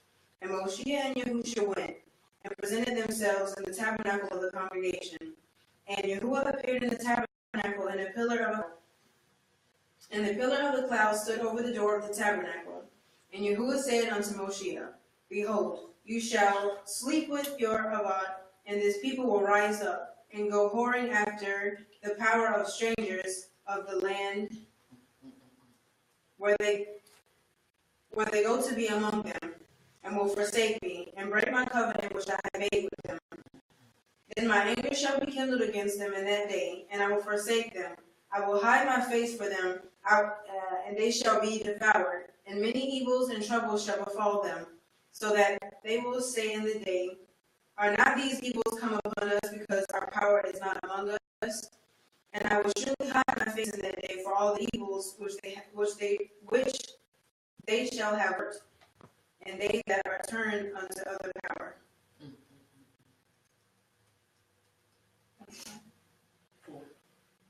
You did fine. I read one. That's fine. And it is so. And it is so. And Yahuwah said unto Moshe, Behold, your days approach that you must die. Call Yahusha, the son of Nun, and present yourself in the tabernacle of the congregation, not the church of the congregation, that I may give him a charge. And Moshe and Yahusha went and presented themselves in the tabernacle of the congregation. Verse 15, and Yahuwah appeared in the tabernacle in a pillar of a cloud, And the pillar of the cloud stood over the door of the tabernacle. And Yahuwah said unto Moshe, before you shall sleep with your Abba, and this people will rise up and go forward after power of the strangers of the land. Now look at what Yahuwah is saying that's going to happen. Now he's telling Moshe and Yahusha the son of Nun this. Now you have to understand something. That right there is one of the, I think it could be one of the, I don't want to say the hardest, but one of the most challenging situations in being in leadership. Is that when you know that regardless of what you do and regardless of what Yahuwah has promised and done, people will still go out and do what they want to do. That's right. He's already prophesying and telling. He said they're going to go whoring after the power of the strangers of the land. Now listen what he says, the rest of it. Where they go to be among them and will forsake me and break my covenant which I have made with them. He already knows it's going to happen, but he still lets them enter in. Because he doesn't break his covenant. He doesn't break his promises. That's right.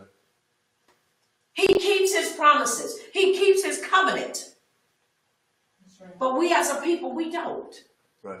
You have to understand something. This is a reminder, and this should shake us and cause us to evaluate our lives on a day-to-day basis. That's right. That's right. May the utterance of my mouth and the deliberation of my heart be desirable before you, O Yahuwah, my rock and my redeemer.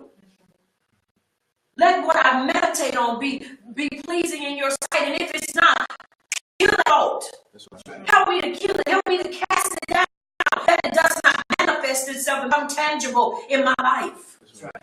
Because I don't want to displease you. I understand it. Micah 12:2. And be ye not conformed to this world, but be ye transformed by the renewing of your mind, that you may do that which is excellent and right in the sight of our Yahweh. We have to renew our minds on a day-to-day basis. That's right. For in the hour that we forget to do so, it is just like a person that has to take medication to keep themselves grounded. You will lose your grounding if you do not. That's right. It's important that we understand that Yahuwah is taking us through a class to show us what happened to our ancestors and forefathers. What happened to them, it can happen to us. That's right. Again. If we don't remain committed and really know who the enemy is. Yes, that's right. Are we understanding? Yes. Verse 17 says, then my anger shall be kindled against them in that day, and I will forsake them. And I will hide my face from them, and they shall be devoured. And many evils and troubles shall befall them, so that they will say in that day, are not these evils come upon us because our power is not among us? They are going to try to throw it back on Yahuwah like they did just like today. Oh, no, we in this because we black. You ain't no color. Right. That's our shade. That's not your nationality. Stop trying to blame it on the color of your skin and blame it on what is really there. We messed up. Our ancestors and forefathers messed up. Right. And now we are still under that curse, many of us. Now you have to understand, those of us that have turned and repented, we may not be under the curse, but we still feel the pressure of it from the lives of our family. Right. That's right. This is why it's important that we never take any day of our lives for granted. That we follow it hard. That we love it. Like ain't nothing else in this world to love but it. That's right. Because if we're going to stand and be kept, that's the only way we're going to be able to do it. Y'all, let me tell you something. There's so much stuff going on. It really is. All you got to do is look at the movies that we're presented with. Look at the TV shows that we are presented with. And I know a lot of people, I don't really watch TV. You may not watch TV, but you watch movies. And if you don't watch TV and movies, you go to work every day. Right. Somewhere, somehow, you're going to be affected by the craziness that's still going on. There's a movie that we saw, and I watched it again all the other day, The Crazies. You have to understand, it's amazing that how we don't realize that chemical warfare is still very prevalent, which some of us really do, and some of us don't. But chemical warfare is truly still present. And the crazy thing about this movie, it was this airplane that had crashed in this town probably about a month before everything started happening. And the person that crashed into the water had some type of, they were experimenting And it was a chemical, and the chemical had gotten on this person, and it could become airborne and get in the water. And so this airplane had crashed about 2 or 3 days before everything started manifesting, and people started having all kind of issues, and you started seeing these people just start doing all kind of off the wall crazy stuff. That's what it's called, crazy, because people started going crazy. And so I like watching movies like that because you can always draw something off of it. Number 2 things that made it very effective in this community is because it got into their water system, and then because it was airborne. And so because they were drinking it and didn't realize it, till they started seeing all kind of crazy stuff happening to them. Some people it happened immediately, and then some people it didn't happen till a little later on down in the movie. But people began to become really vicious, and they became really crazy. Many of them, well, the majority of them, the whole thought was kill. It wasn't just, I'm going to tear up your stuff, I'm going to beat you, They literally became crazy, and their thirst for blood and to murder just became more prevalent. Out of the abundance of the heart, not only does the mouth speak, but it shows for the actions. That's right. If it's not in you to do, I don't care. I've said it 100 times. If it ain't in you to do, you ain't gonna do it. Right. You ain't gonna do it. Yes. You ain't gonna do it. Right. It's important that we understand. And once again, I'm making this, or bringing this out because I like to use movies, because you see, art imitates life. Right. Even movies imitate life. And so if it's not in you, you're not going to do it. But these people have become murderers. I won't even say they began to manifest murder. Everything was about killing. You have to understand, regardless of what situation you get in, if it's not in you to do, you won't do it. My mother always said, a drunk man's mind is a sober man's heart. It is those spirits and it is the alcohol that just makes you feel like you can say and do what you want to do. And many of people have found it don't work. Because when they wake up 2 or 3 days later and they got a contusion about the size of another head on their face, they realize what happened. Oh, you got to run your mouth and you wrote a check that you couldn't cash. That's right. And so it's important that we understand these type of things are not something that just happens. But it magnifies the person that you are. That's right. And that's why they do these things. And so in the movie, that's all they were doing was killing. They just had a thirst to murder. That's all they had to do. There were those that barely got away from it, that kept their sanity. They didn't do all those things. All they wanted to do was help and make sure people got out of there. And it wasn't but about 2. Are you hearing me? Yes. Once again, if that is not in your heart to do, I don't care what a person does. Now, I didn't say anything about defending ourselves. I said murder. Right. You just get the crazies on you, and now you just want to go kill somebody. Right. Just like the movie Purge. I know a lot of people, think, oh, that's just 2 girls. Some of these movies you better watch and you better listen to, because if you don't, you won't know the heart of what people think. That's right. Purge. Purging the streets and purging the United States and basically bring the world of the undesirables. Are you hearing me? Yes. The undesirables. Those that don't want anything. This is what they said the purge basically was about. And so you have to understand, even though we saw some of what you see, the majority of the people they were killing were Hebrew. Even though you see a few, the no male up in there. But the whole gist of it was that they were killing folk because they said this is what helps to keep the population down, and it helps to basically rid the undesirables. Once again, this is how people are thinking, whether you believe it or not. That's right. People are thinking this way. And once again, if it's not in your heart to do, you won't do it.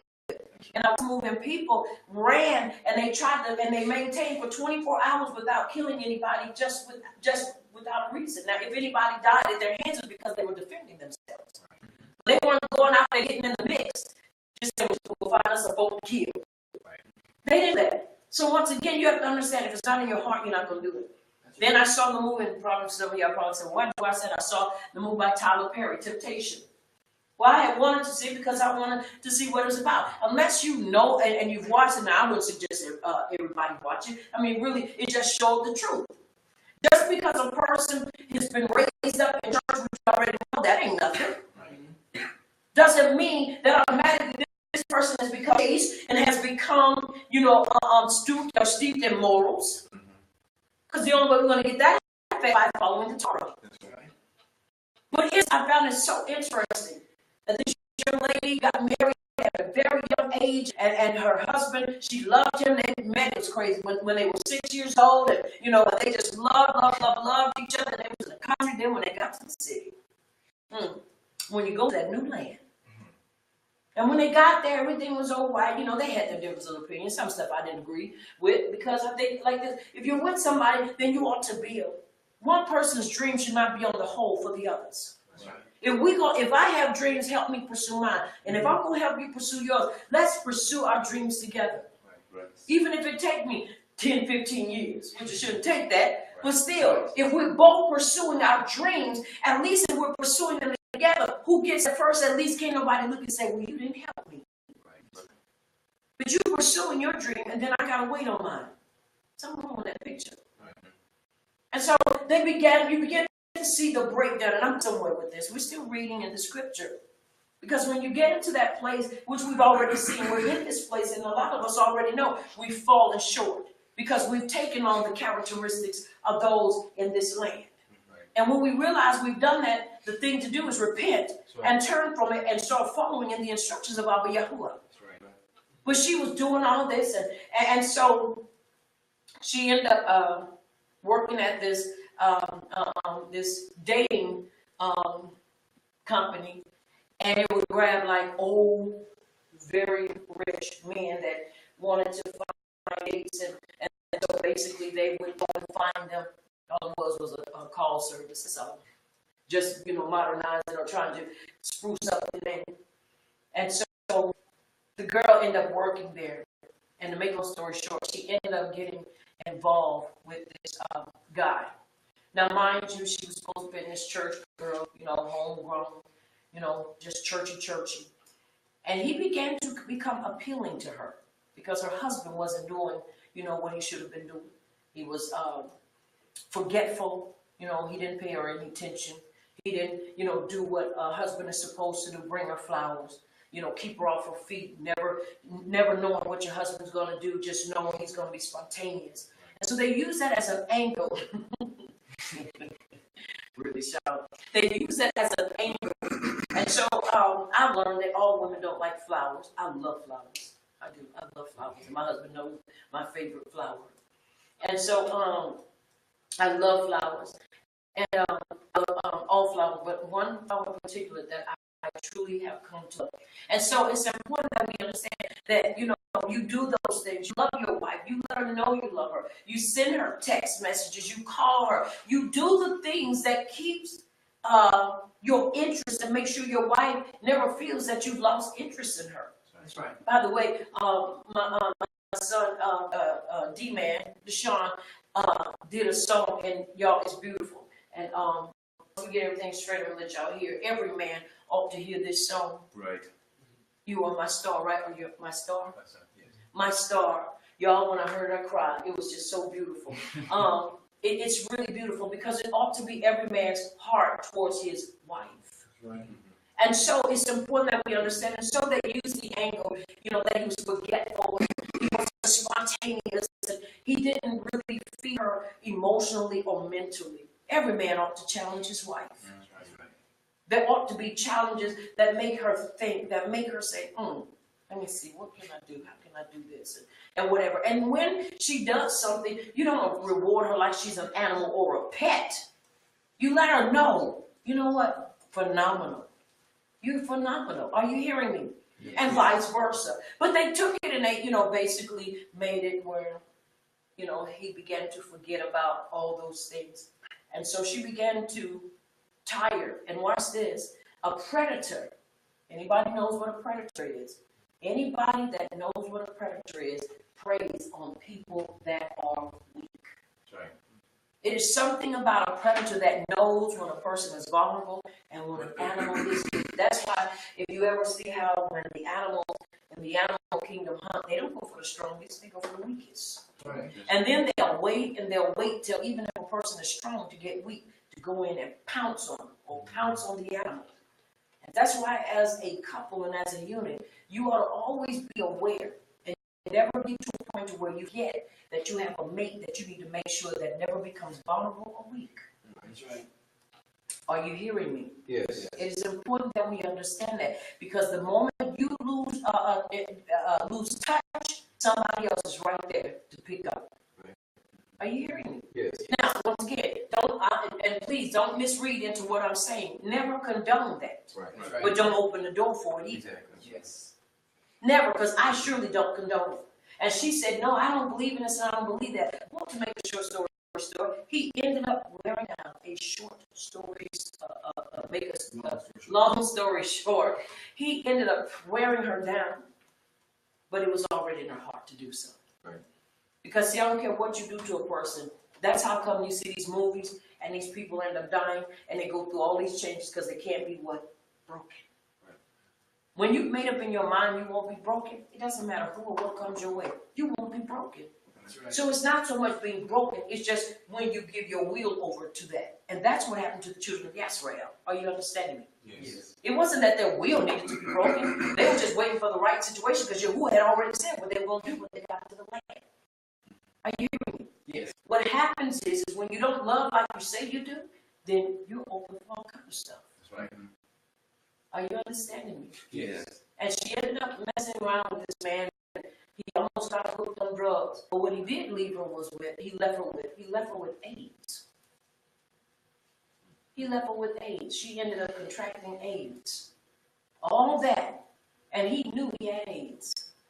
He had all that money, all that success. Young man.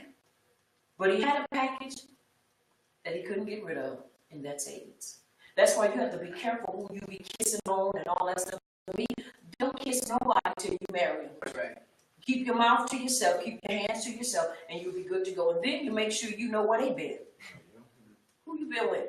What you asking me that for? Because if you talking about me and you hooking up, I need to know who you been with. Do you know who they been with? Do you know y'all got a clean bill of health, both of you, right? Which I'm glad in this day and time when you go to get married, they make you do a blood test. And they do. They make sure that you don't have AIDS. I know a lot of people think, well, that ain't their business. Yes, it is, because you don't want to be marrying somebody passing off no disease. Right. That's right.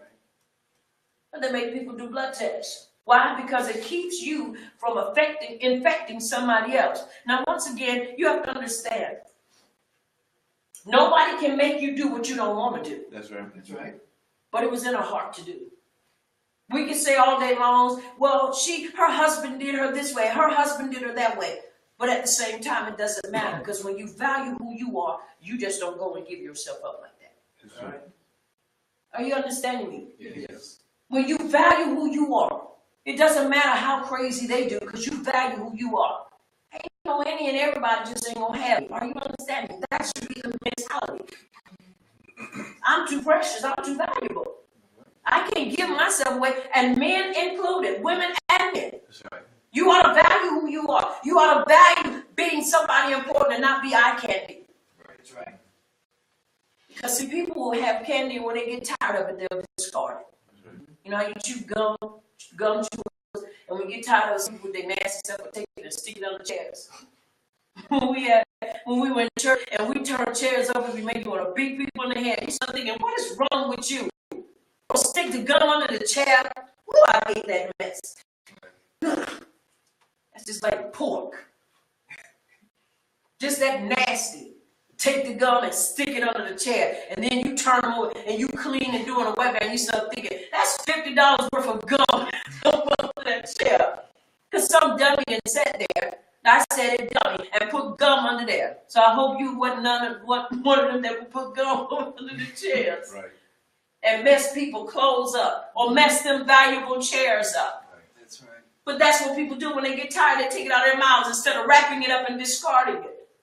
But that's the way people look at a lot of people. You're only here just to appease or please my flesh. And when I'm tired of you, I'm going to discard you, and I'm going to go in the pack and pull another available piece out and chew it up.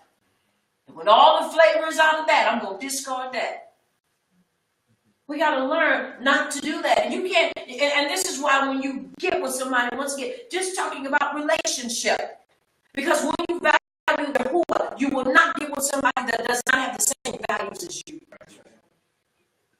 Because if you can't worship him and praise him like I do, then you don't value him like I do.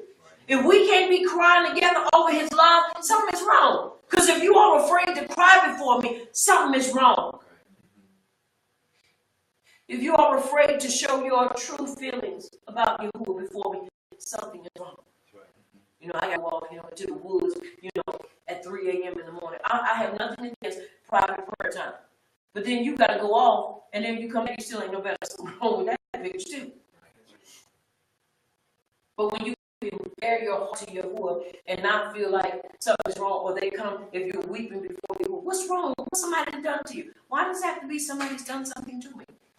Why can't it be I'm just expressing my love for Yahuwah? And I can't formulate the words. I can't even create a word that will express love and my passion for him. That's meant to be wrong. Are you understanding me? Yes. That's why you have to get with somebody that will be able to understand and identify and be able to say, oh, I see. I see. Are you understanding me? Yeah. What's wrong with you? Why are you crying? You're messing with my moment now. I'm being intimate with Yahuwah, please. Are you understanding? You shaking. You all right? What's the matter? Are you sure you all right? This is where we have to dwell with one another according to knowledge. Are you understanding? Yes. Once again, but you have to value yourself.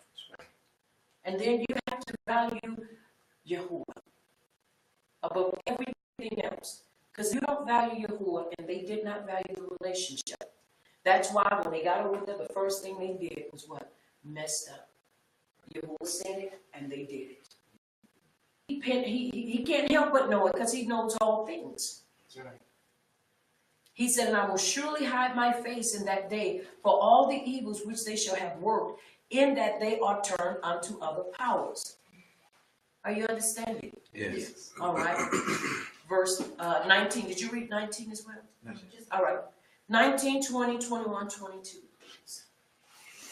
It reads, Now therefore you write this song for you, and teach it to the children of Yasharel. Put it in their mouths, that this song may be a witness for me against the children of Yasharel. For when I shall have brought them into the land which I swore unto their fathers, that flows with milk and honey, and they shall have eaten and filled themselves, and become fat, then will they turn unto the other power and serve, and provoke me, and break my covenant. And it shall come to pass, when many evils and troubles are befallen them, that this song shall testify against them as a witness. For it shall not be forgotten out of the mouths of their descendants. For I know not their imagination which they go about, even now, before I have brought them into the land which I swore. Moshiach therefore wrote this song the same day, and taught it the children of Yasharel. Now you have to understand, this is really, this right here is one of those things that really gets you. You start thinking, he wrote the song, they sung it, and they still did it. You have to understand how short a person's attention span can become. Right. When you do not value, when you don't value Yahuwah, then whatever is said and done, you will turn right around and forget it. Are you understanding me? Yes. You will forget it. He said, now therefore you write this song for you, and teach it the children of Yisrael. Put it in their mouths, that this song may be a witness for me against the children of Yisrael. And they sung it and didn't even consider what was being said. Yes. He said, well, when I shall have brought them into the land which belongs to their eyes, that flows with milk and honey. You have to understand what milk and honey represents. It represents prosperity. Mm-hmm. And they shall have eaten and be filled, and filled themselves and become fat. Become fat. In other words, they become wealthy. And they become satisfied. Then will they turn unto other power and serve them and provoke me and break my covenant. Now that they got full and satisfied, Now we don't need you no more. Right. Y'all, that is horrible. Because we don't understand covenant. And let me tell you something. People don't believe it, but our people are doing it today. That's right. Our people are still doing it. Because we turn around and do the same thing. We get with groups of people, or we do whatever, and now we become turncoats. We be diehards. Oh, Yahuwah our power. Then we get under other people, Yahuwah God. Sit down. Just sit down and stop it. Right. Or we become the people because now we feel like, well, we ain't got what we need from him.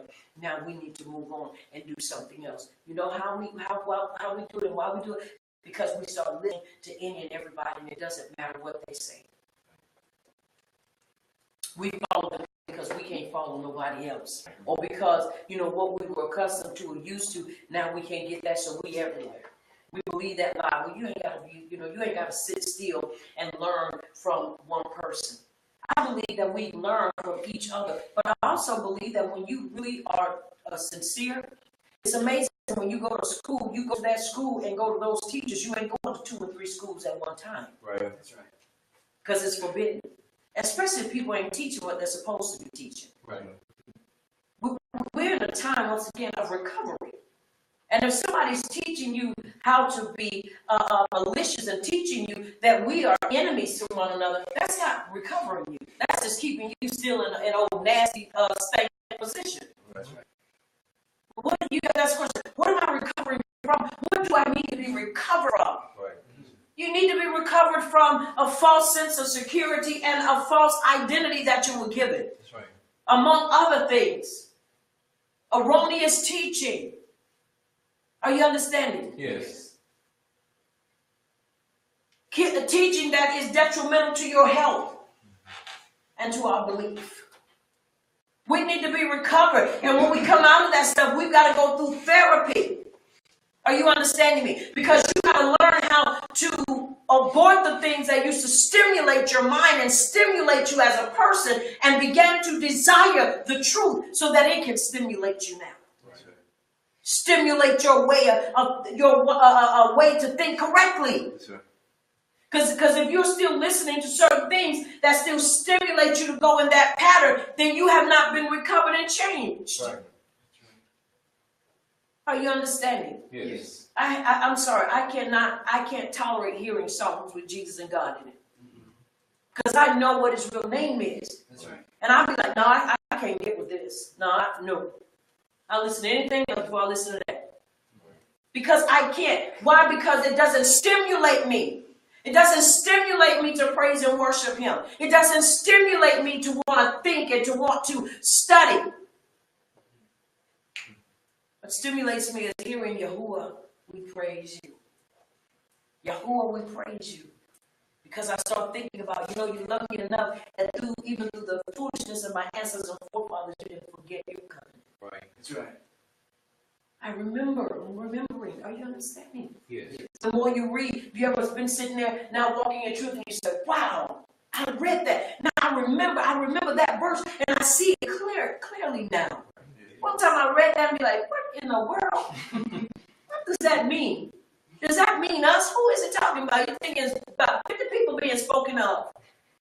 But that's what we were taught. But now that we're walking in truth, we understand it's about 2 houses that will become one. After all the opposition, after all the foolishness, and after all we put down and say, now we're going to live right and do right, we find ourselves really coming into his truth. Are you understanding? Yes. It's important that we understand that once again. He said that it may be a witness for me against the children of Israel. Verse 20, but when I shall have brought them into the land, I sworn to their idols that flows with milk and honey, and they shall eat and fill themselves and become fat. Then will they turn unto other power and serve them, and provoke me and break my covenant. And it shall come to pass when many evils and troubles are befallen them, that this song shall testify against them as a witness, for it shall not be forgotten out of the mouths of their descendants. Out of their descendants, for I know their imagination, which they go about, even now before I brought them into the land, which they're right there at the tabernacle, the door of the tabernacle. And Yahuwah is talking to Moshiach and talking to Yahusha, the son of, and the whole time they already spent dreaming about what they're gonna do when they get in the lake. Y'all, let me tell you something. That's us. That's right. Because before we even leave, before we even get out of class, before we even do anything, before the Sabbath is up, some of us have already thought about what we're going to do on tomorrow. Some are already making preparation, go to church tomorrow. Because you're trying to burn both ends of the candle, on both ends of the candle, and you cannot. That's right. We already making plans, because I'm going to go to church, because, because I still got to go, because, I'm still trying to understand. You're a liar, and the truth ain't in you. You know the truth, but because you're still trying to maintain your friendship with the world, and yet you say you love Yahuwah, you're a liar. You don't love him. That's right. You love the world, and you love what the church gives you, and that's a lie. Because if you loved him, you would get out of it and say, no, I ain't going back into that stuff.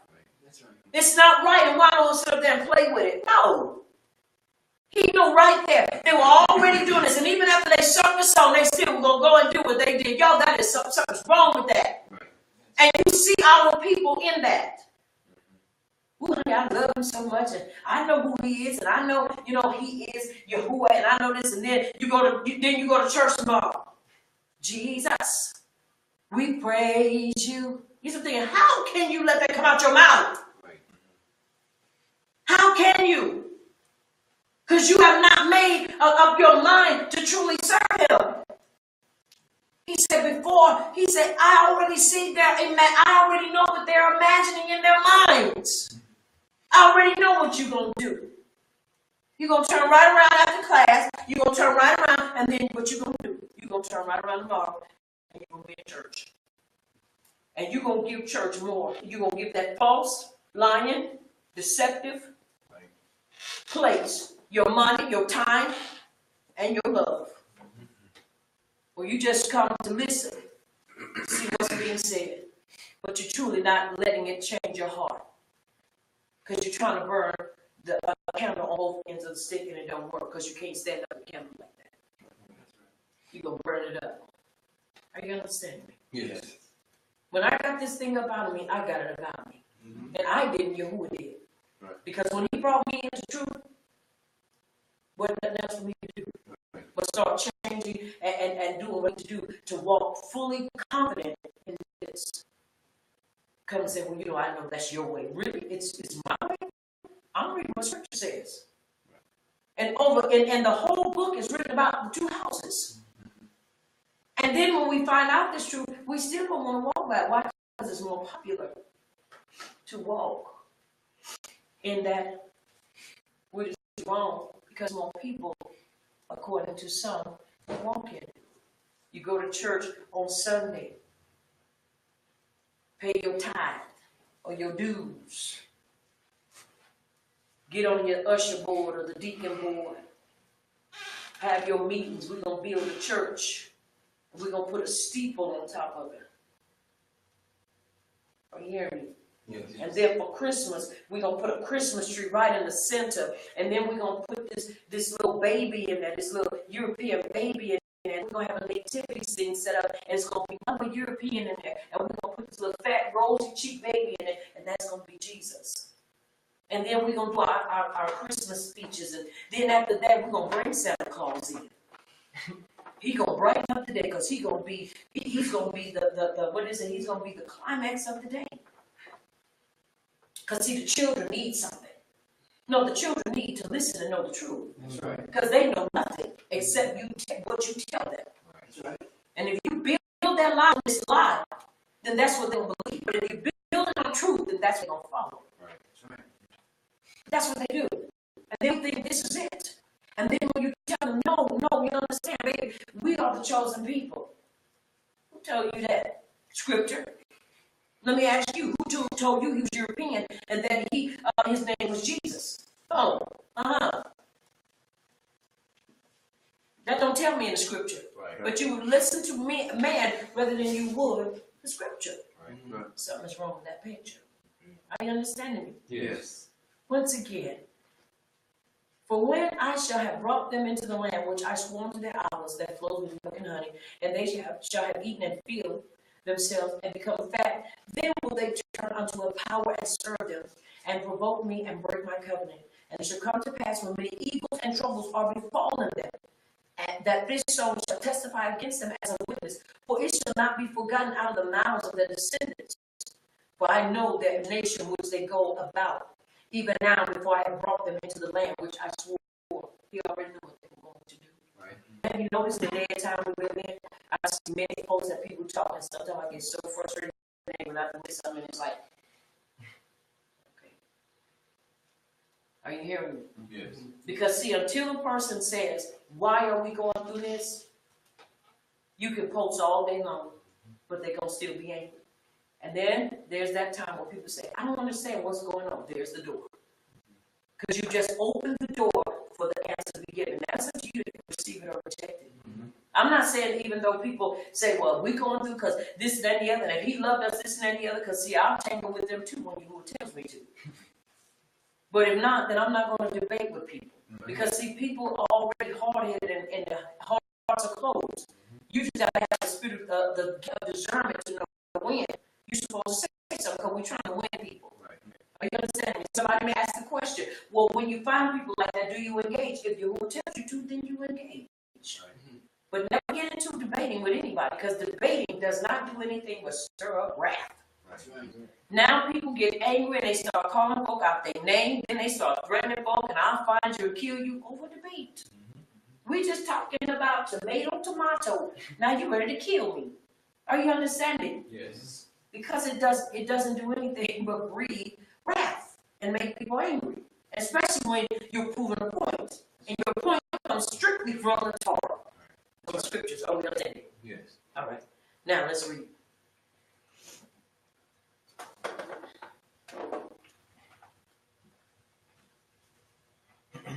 Verses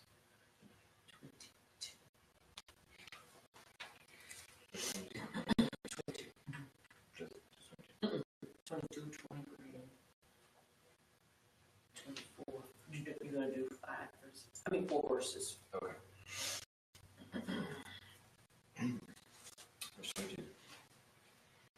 Moshe therefore wrote this song the same and taught it the children of Israel.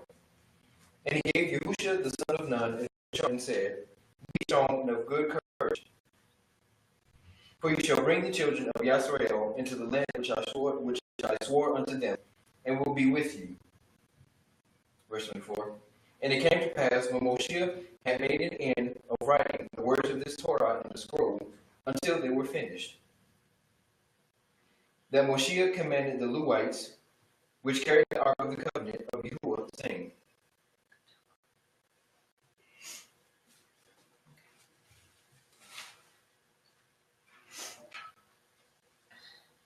All right, read that again. Verse 22. Moshe therefore wrote this song the same day, and taught it the children of Israel. The same day, he taught it to them. And that day, he taught it, they saw it, they remembered. Sorry. But it didn't register in their hearts. Okay, come on, let's read. And he gave Yahushua the son of Nun a charge and said, Be strong and of good courage, for you shall bring the children of Israel into the land which I swore unto them. Watch this. Once again, I said in the beginning, this word becomes very challenging to leaders and anybody that loves the children of power. You already know from what Yahuwah said, not anybody else, that they're going to go and they're going to inhabit this land. They're going to eat. They're going to get full. They're going to get fat. They're going to be prosperous, and they're going to lose it. But you still have the responsibility of getting them there so they get it and lose it. And you cannot be partial. You got to go and you got to fight to the end, and you got to make sure that them folk get it. Are you understanding me? Yes. So that they can turn right around and lose it. And not sit there and do, because who has already given them the song, and Moshe taught it to them the same day. So that meant they were singing it, and while they were singing it in their mind, yeah, we get over there on the other side. What we gonna do? We get over there. Now they already singing it, but it has not registered in their heart that Yahuwah is not lying. That's right. That's right. Everything he says, he is telling them, and he's telling them and showing them. It ain't in here, it's just up in here. Because they singing and enjoying themselves, but don't realize you singing your doom because you're disobedient. That's right. Are you understanding me? Yes. And he says unto Yahusha the son of Nun, he gives him a charge and says, be strong and of a good courage. For you shall bring the children of Yisrael into the land which I swore unto them, and I will be with you. That's right. Now watch this. He said, I'll be with you. Because he knows that in the heart of Yahusha, the son of Nun, it is in him and some others to do right and to be right. That's right. If nothing else, who's that brother named Quartet? Keep Wonderboy Johnson. Yeah, Keith Wonderboy Johnson. I just want to be right. You want to be right? Follow the Torah. That's right. I just want to be right. I want to do right. Follow the Torah. You will be right and do right, and you won't have to say, "I just want to do right." I mean, I understand the concept. But again, they already knew. Now you have to understand once again the responsibility of leadership is that you got to fight and you got to put yourself on the front line to ensure that these hard-headed, rebellious, stubborn, stiff-necked folk get what who has promised them just so they can lose it, some of them. That's why when you are teaching, you can't get up. Well, you're supposed to be teaching this. No, ain't no talking about, no, I understand because I truly believe 100% that women are to esteem and respect their husbands. I do 100%. Because I will never disrespect my husband. Now, I have our heated fellowship, but I will never disrespect my husband. Let me tell you something. I will never let anybody disrespect him. That's right. Never. Because if you ever want to see me get really angry, mess with my husband and mess with my children. I get along with everybody because I don't fool with everybody. That's how you get along with everybody.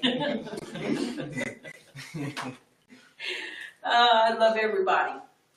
But I will never let anybody disrespect. And once I will never disrespect anybody else. Right. I've learned through developing and maturing. I ain't got to get in a match with you to where we get slanging and slandering one another, slanging names and slandering one another. I don't have to do that to get my point across. Right. Because once I stated, I'm not debating it. I'm going to pull back and leave you alone.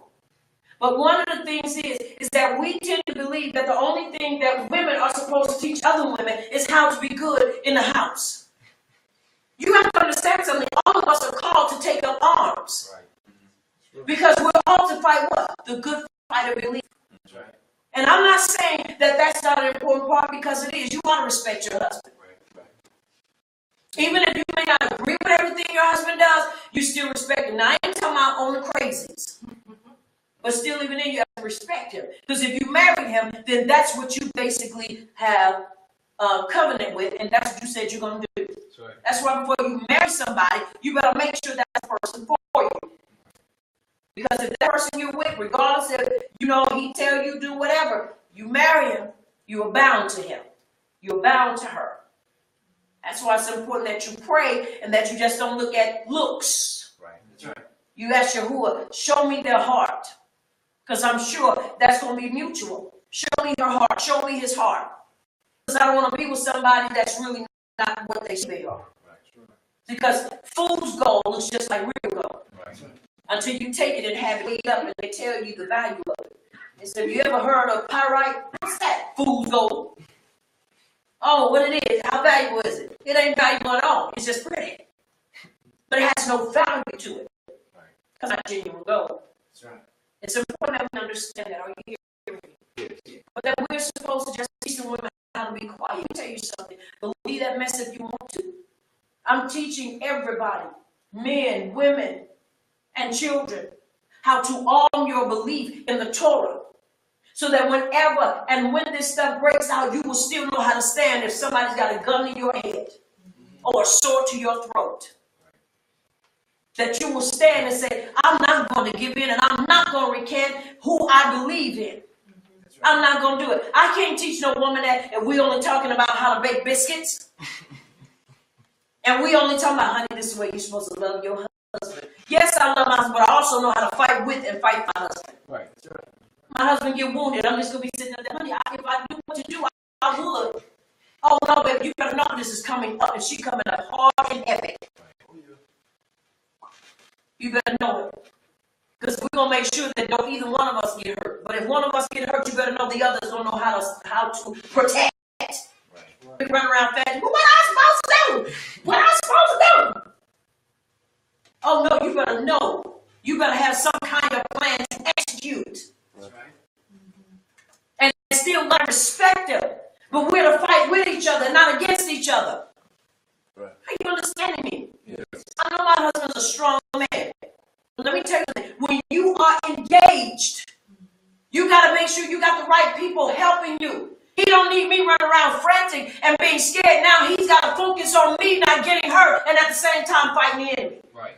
What kind of sense does that make? Or tell me you go hide. And then go hide and I get caught now and look at me like I what, Miss Bo Peep.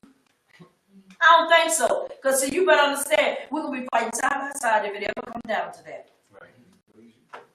Oh, hello. Because it ain't going to be none of that. Well, I don't know what to do. Well, you just go and you go hide. No, that's how come so many people have died. Talking about hide. No, you better learn how to fight with and beside your husband. Right. Right. And you better learn to teach her how to fight. Right. And how to believe. You got to be able to do this. As a family, are you hearing me? Yes. And children too. Parents, teach our children how to fight the good fight and believe, but also how to defend themselves. Right. And how to defend you too. And not be easy to be broken. Y'all see these movies where they get these children and the first thing they do is torture them. And then the next thing you know, they done broke them and now they ain't body. Right. Why? Because if you don't imprint them and you don't show them that no matter what you get into, no matter how many people torture you, no matter what goes on, I love you and I'm here for you. You got to raise a child knowing that. Right. That's why when they thinking, oh, I didn't broke them now. No, they ain't going to break you. They'll have to kill you before they break you. That's right. But see, we don't think about those things. We don't think about, well, they're a child, you know, and we got, you know, you better teach them, I love you. Yes, I'm around you. But you better know I'm getting on you because I love you. That's right. Because if you get in a situation and they try to break you, if you don't have any kind of relationship with your parents, then if they break you, they're gonna make you an enemy. Yeah. And vice versa. You see it all the time in these old crazy movies. The first thing they do is they get, watch this, is a man's son or daughter. And the first thing they do is take them for rigorous torturing and do all that stuff. And then next thing you tell them, Bobby, come get me out of here, Bobby. Bobby, help me. Bobby, Julie, can you come get me? And they looking at you, rolling their eyes. Why? Because there's hidden resentment. There's issues in their heart. So they're not going to help you. They're easily broken and turned over to the enemy. Right. So we got to love one another. You know, there's a saying, a family that prays together stays together.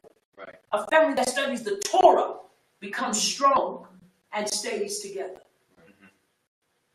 Are you hearing me? Yes. And maintain and make sure they keep one another in the Torah. Right. If one of them starts slipping up, all right, I'm seeing something I don't like. You're missing something. Let's get it together. Let's get it right. Are we understanding? Again, no, we blaze it. Ain't gonna play that. Because understand, my husband had it real good. He said, we will turn from a tribe to a gang. Are you understanding? Yes. Mm-hmm. And I mean that in love. I truly, yes, I do. Because we don't play that. We will never start anything. Never. Exactly. And neither do we put up there and parade certain things. Right. But the bottom line is if people know where you stand as a family, they'll respect you. Right. See, because if they can't find no weak link, they'll move on. Have you ever noticed that when you see the animals hunting, they'll go in the pride looking, they'll be trying to see, and then you see them looking at each other, ain't no opening. Well, we might as well go on to the next one. Because they circle in and they make sure they keep everybody, from the youngest to the oldest, secure. Yes. My daughters, my sons, they fight beside each other. No, you a woman, get behind me. I know, ain't gonna be none of that. Be right there beside you, get clocked in the head. Be like, somebody help me. Well, I can't help because I don't know what to do, but run. No, I don't think so. Are we understand? Let's take that and keep that and keep remember that now. You don't need somebody that don't know how to fight with you. Right. I know how to cook, clean, bake, and take care of my family. But I also know how to fight too. Right. Are you understanding me? And I know how to fight the good fight of belief. Sure. And I also know how to put them up too. You better understand. Trust me, I know how to pull the pin off, and I know how to pull the what the thing called them? Pull it back so you can shoot the gun. The hammer. I mean, I know it right now, but trust me, I do. Hammer drop. Yes, sir. Mm-hmm. And it is so. It is. And it is so. Now, once again, he's telling them to be encouraged. Once again, you have to understand why he has to be encouraged. Because of his task. To give a hard-headed, rebellious people the gift, these gifts from Abba Yahuwah. That can be challenging. For you. You don't want to get sucked into that mentality. Because that's a lot of folk to be bringing and giving something else they're going to act up. Right. Mm-hmm. That is. All right. He said, I swore to them, and I will be with you. And it came to pass when Moshe had made an end of writing the words of this Torah in a scroll until they were finished.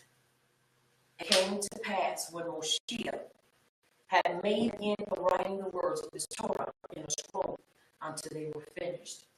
All right, did you read verse 25?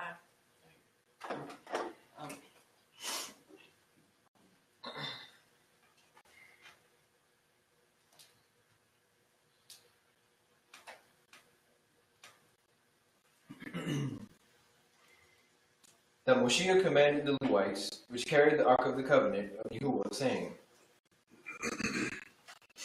26. Apostle 26 and 29. Now, once again, remember, he's writing. When these things are put in scroll, it is a record, so that the record could always be called upon and situational when you deal with people. And no, but this thing, that's why contracts and covenants are written, so that people don't get amnesia and forget. All right, come on.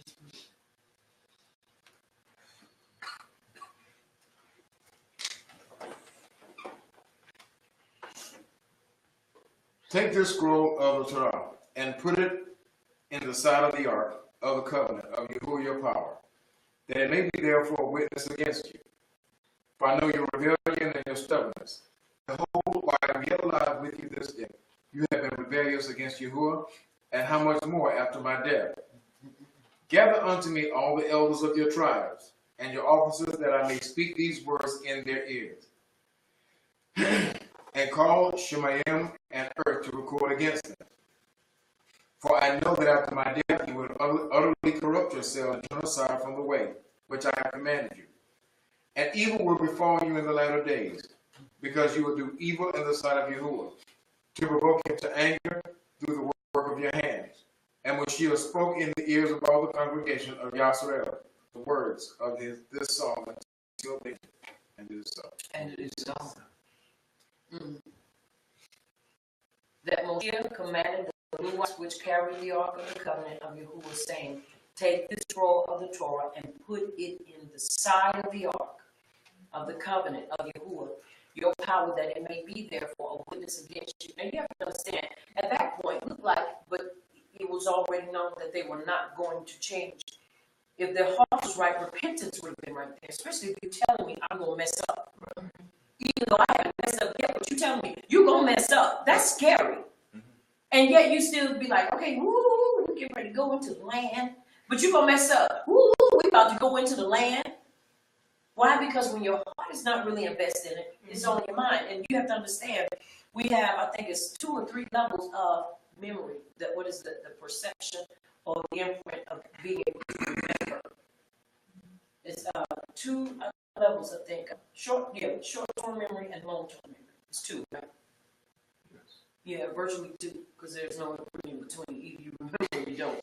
Short-term memory and long-term memory. Most of the time, we struggle with our long-term memory. You know, short-term, if it's really right there, you really don't have issues. Especially, it only depends on what you really want to believe.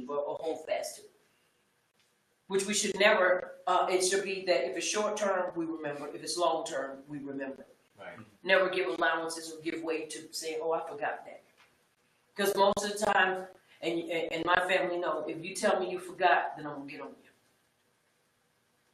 And it is so. And it is so. Ain't that right? I'm going to get on you. Why? Because that tells me you weren't paying attention. Whether it's short term or long term, I'm going to get on you. Right. Why? Because why do we forget that the only thing that we should really forget is living that way that went remotely against Yahuwah. That's right. Anything else, we ought to be just emphatically desiring and doing whatever it takes for us to be able to recall everything that we're supposed to do and everything that He's taught us. Right. We ought to never give room to forget anything that He has spoken concerning us or to us. That's right. Why? Because once again, you have to understand what will cause a person to forget most of the time, and if we truly be upright with it or forthright with it, then we'll tell the truth and say, most of the time I forgot because I wasn't listening. It's true. We don't listen. So therefore we forget. Because if somebody tell you something and you really want to listen to it, you won't forget it. Are you hearing me? It's a tight and a big pill to swallow, but it's the truth. Because if we accept and admit it, then guess what? We can move on and not do it again. Once again, if I tell somebody or ask somebody to do something for me, oh, I forgot. Really? Well, what were you doing? Especially when I'm talking and you looking you dead in your face. That means that, watch this, that means your imagination or something else was already somewhere else. And so when I said it, you didn't remember it. Are you hearing me? Yes. And we can't use it. Girl, I'm just so forgetful. Okay, I'm gonna give you in 3 weeks. I'm gonna give you $1,000. I bet you on the day of that what ends the 3 weeks. Oh, I remember, honey. Why? Because you gonna write it down. Free money? Oh yeah, nobody don't forget that. Right. Once again, we forget because we're not paying attention. They were not listening. Right. That's right. They were not listening, and that's what happened. What happens to them happened to them, and they had not invested their hearts in it. Now, verse 27: For I know your rebellion and your stubbornness. Behold, while I am yet alive, you will this day. Now, this is Moshe telling them this. You have been rebellious against Yahuwah and your stubbornness. While I am yet alive with you this day, you have been rebellious against Yahuwah. And how much more at my death? You're so thinking He is telling them, and they still ain't paying attention. Gather unto me, all the elders of your tribes and your officers, that I may speak these words in their ears, and cause Shemaiah and earth to record against them. For I know that after my death, you will utterly corrupt yourself. Do you know what utterly means? That means that you just going to go and 100%, you just going to forget everything. You're going to act like you never sit in the presence of Yahuwah to learn anything about Him. You just going to act like, and people do it today. They can sit in a class, sit in a service about knowing everything. You can show them in the scripture, and they'll walk right away and act like they were not told anything. Right. That lets you know that we are that people. Because they can sit in class, they can sit in a service, and they can hear, and they can be so moved by it, and then turn right around and go right back to the same situation they were in, go right back into that mentality of that church mentality, and act like nothing was ever said to them. And then something goes on. Well, honey, we pray harder because we know God gonna do this for us. Did you just not hear? That's not who He is.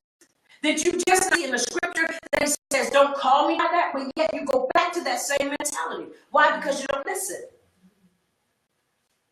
You don't listen. He that hath an ear, let him hear what the Ruach HaKodesh is saying unto what? The congregation. That's right.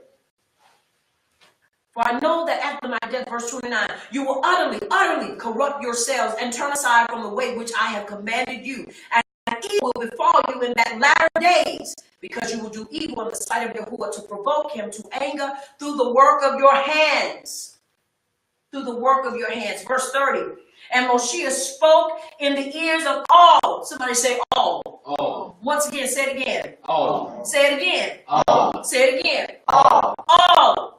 congregation of Yasrael the words of this song until they were ended. Everybody, we are all accountable to following and walking in the instructions of our Yahweh. Let us turn our attention to Haftarah Yasha Yahu, chapter 55, we'll start at verse 6.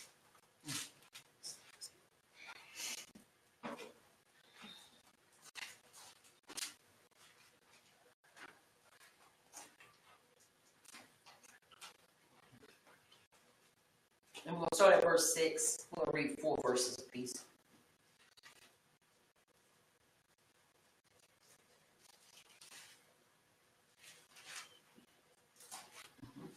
Isaiah, Yashayahu, I think that is. 55 and 6 is Isaiah.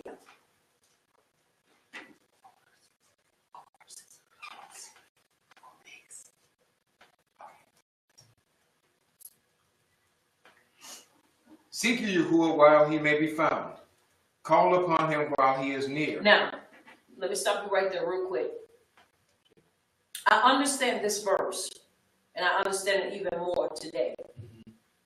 Even more. Remember when Yahuwah told them, he said, I'm going to forsake you. In other words, I'm going to pull away from you. Yes. This is why the prophet was telling them in verse 6. Seek you Yahuwah while he be found. Call you upon him while he is near. Because Yahuwah was getting ready to withdraw himself from the children of Yasrael. And the prophet was warning them and telling them, seek him now, because there will come a time that you won't be able to seek him because he will not be near. That's right. Are you understanding me? Yes. We always, when we were in Christianity, used that, but never understood the ramifications of it. And really never understood, well, I didn't, the depth of it. The prophet was telling them because he's going to forsake you. So while he is still yet near, call on him. Are you hearing me? Yes. This is what it represents, and this is, he's talking to the children of Yasrael, not to the church. That's right. Because Yahuwah had already told them, I'm going to withdraw myself from you. I'm going to forsake you. That's right. So the prophet is crying out, telling them, seek him while he be found. Call on him while he is near. And it is so. Let the wicked forsake his way, and the unrighteous his thoughts, and let him return to Yahuwah. And he will have mercy upon him, and to our power, for he will abundantly pardon. Now, once again, the plea is toward the children of Yasrael because of their degenerate attitude and their way. Remember, Yahuwah had already told them, you're going to go in and see now. They were already in the land, and already just that fast turned and started doing everything that Yahuwah said they were going to do. But even in the midst of that, he was still willing to pardon if they forsook their what? Evil ways. That's right. And turned to him. So you have to understand, nobody could ever tell me that he's not merciful because he's very, very merciful. That's right. That's right. And it is so. Come on, let's read. For my thoughts are not your thoughts, neither are my ways, neither are your ways my ways, says Yahuwah. For as the heavens are higher than the earth, so are my ways higher than your ways, and my thoughts than your thoughts. It is so. And it is so. He's showing them, you ain't me. Stop trying to act like you know me like that. Turn to me, seek me while I said seek me. Because that's all we need to do is do that. All right, come on, let's read.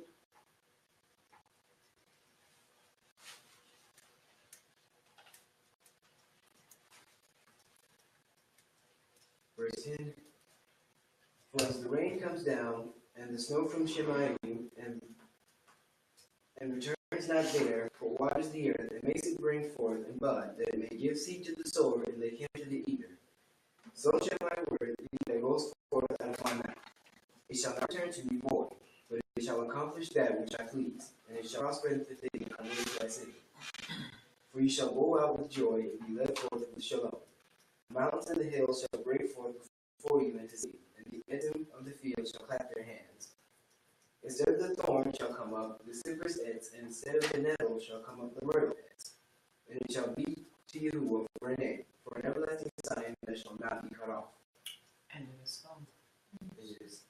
For as the rain comes down and the snow from Shemayim, and returns not there, but waters the earth, and makes it bring forth and bud, that it may give seed to the sower and lakim to the eater. Now you have to understand, he's dealing agriculturally with them because they can identify with this. That's right. Because it didn't snow up in the mountains.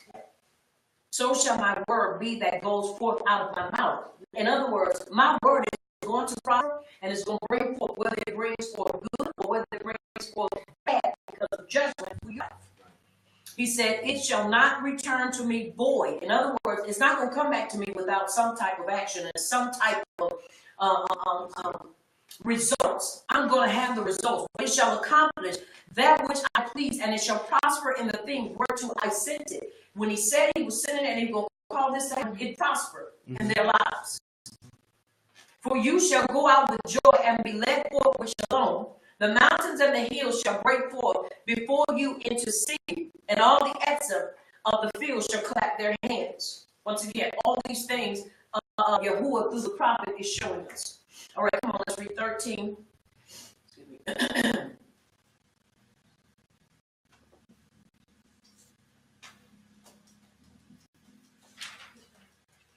13.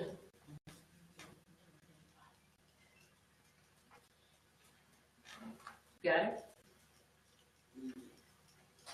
13, and when you read 13, we'll go to read 13 and then verse 1 and 2. Instead of the thorn shall come up the cypress heads, and instead of the narrow shall come up the myrtle heads. And it shall be to you for a name, for an everlasting sign that shall not be cut off. Thus says Yahuwah, God, right willing and do justice, for my deliverance is near to come, and my righteousness to be revealed. Baruch is the man that does this, and the son of man that lays hold on it, that keeps the Sabbath from polluting it, and keeps his hand from doing any evil. And so now again, look what he says. Thus says Yahuwah, guard right ruling, and do justice, for my deliverance is near to come, and my rightness to be revealed. That's why we can't afford to ever. Somebody say, I can't afford, ever to be out of his will. To be out of his will. It's important that we understand that, because look what he says. Thus says Yahuwah, not the prophet, but this is what Yahuwah is saying. Guard right ruling and do justice, for my deliverance is near to come, and my rightness be revealed. That is something that we must let be burned in our hearts and in our minds. Never forget that. Baruch is the man, and we know it's talking about everybody that's walking in truth, that does this, and the Son of Man that lays hold on it. Are you hearing me? Yes. That keeps the Sabbath from polluting it. Even Yahushua kept the Sabbath. That's right. I don't know why people believe that he did not. He kept the Sabbath and keep from polluting it, and keeps his hand from doing any evil. In other words, you can't change this. We can't turn around and do whatever we want on the Sabbath. That's right. People be all over the place, and I know some folks might get angry with me with this one. People be at the parks. People be at the beach. How are you resting and you at these places? I can see if you were at the resort and you didn't come out. I can see if you were up in the 21st suite. Yeah, in the penthouse. Yeah, the penthouse, 21st floor. And you're there, but your whole day is about being inside, fellowshipping, loving on you. Not at the beach sitting in front of water. Because you're going to get in that water. And then you're going to get in there and you're going to start swimming and you're going to start exerting strength and you're going to start doing things that you shouldn't be doing. Now, I know a lot of people may think, well, I don't see anything wrong with going to the park. First of all, if you're driving, you're in error. Because you're not supposed to be driving. Because you're going to get out there and you got to drive. Are you understanding? Yes. We got all throughout the week to go to the beach and enjoy ourselves. But on the Sabbath, it is a celebration and it's a time we commemorate his rest as well that he's given unto us, and it becomes our rest. There are some things that I believe we ought not to do. I believe that when you're in the Sabbath rest, you ought to study, eat, and rest. And you ain't resting when you're at the beach in the water splashing and playing around. Are you understanding me? Yes. I don't have anything against going to the beach because I enjoy going to the beach. I love playing and sitting on the shore, on the shore and watching the waves come and watching my husband out there standing and the waves be all up in their face and going over their heads. And he'd be, come on, baby. And I'm like, oh, baby, I'm good. Because that'd be just too much water. Are you understanding? Yes. Because it's fun. Are you hearing me? Yes. Dress appropriately, y'all. We dress appropriately when we go swimming. Are you understanding? Yes. We don't get out there any kind of way because we understand that we are supposed to cover ourselves and we understand that, but we ain't out there in no dresses either. Are you hearing me? Yes. So we know how to wear swim attire nice and tightly and tastefully. Ain't going out there in no dresses and out there in no, in no full pantsuit either. And gowns get out there, we done drown. All things so. No. You can go and look nice, and we do have a good time. But once again, it's important that we understand when we are to do these things. People add to it and say, well, we can do this and we can be there. I don't write, and I don't allow those that are with us to write. Why? Because I found that when you write, you start writing out plans. That's work. You start doing math. That's work. Are you hearing me? Yes. Now, I know everybody doesn't do it, but just to make sure, because even if one person does it, it's still wrong. So we don't wait. Are you hearing me? Somebody said, well, how do y'all keep notes? You keep it in your head and let it really be in your heart. So once again, we don't do that. He said, but who is the man, once again, we understand all, talking about the children of Israel, that does this and keep the Son and the Son of Man that lays hold on him, that keeps the Sabbath from polluting it, and keep his hands from doing any evil. Once again, none of our work, we don't do anything. We take that time to rest. Are you hearing me? Yeah. That's why we make sure we have everything prepared. And our preparation day starts on Wednesday. So if you have things you need to do, you need to make sure you do it and get it done. And because we do prepare for a nice size family, we start on Wednesday, which is the Yom Raviv. And then we are Yom Kamishi, and then Yom Shishi. So we make sure we have enough time to prepare.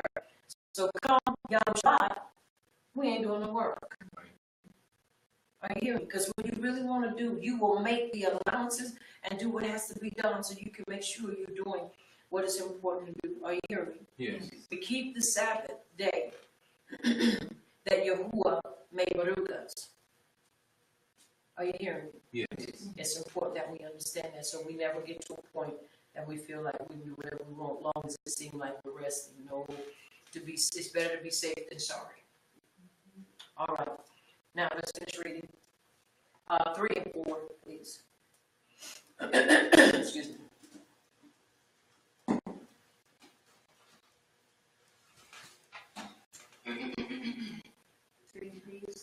Neither let the son of the foreigner that has joined himself who will speak, saying, Yahuwah has utterly separated me from his people. Neither let the eunuch say, Behold, I am a dry X.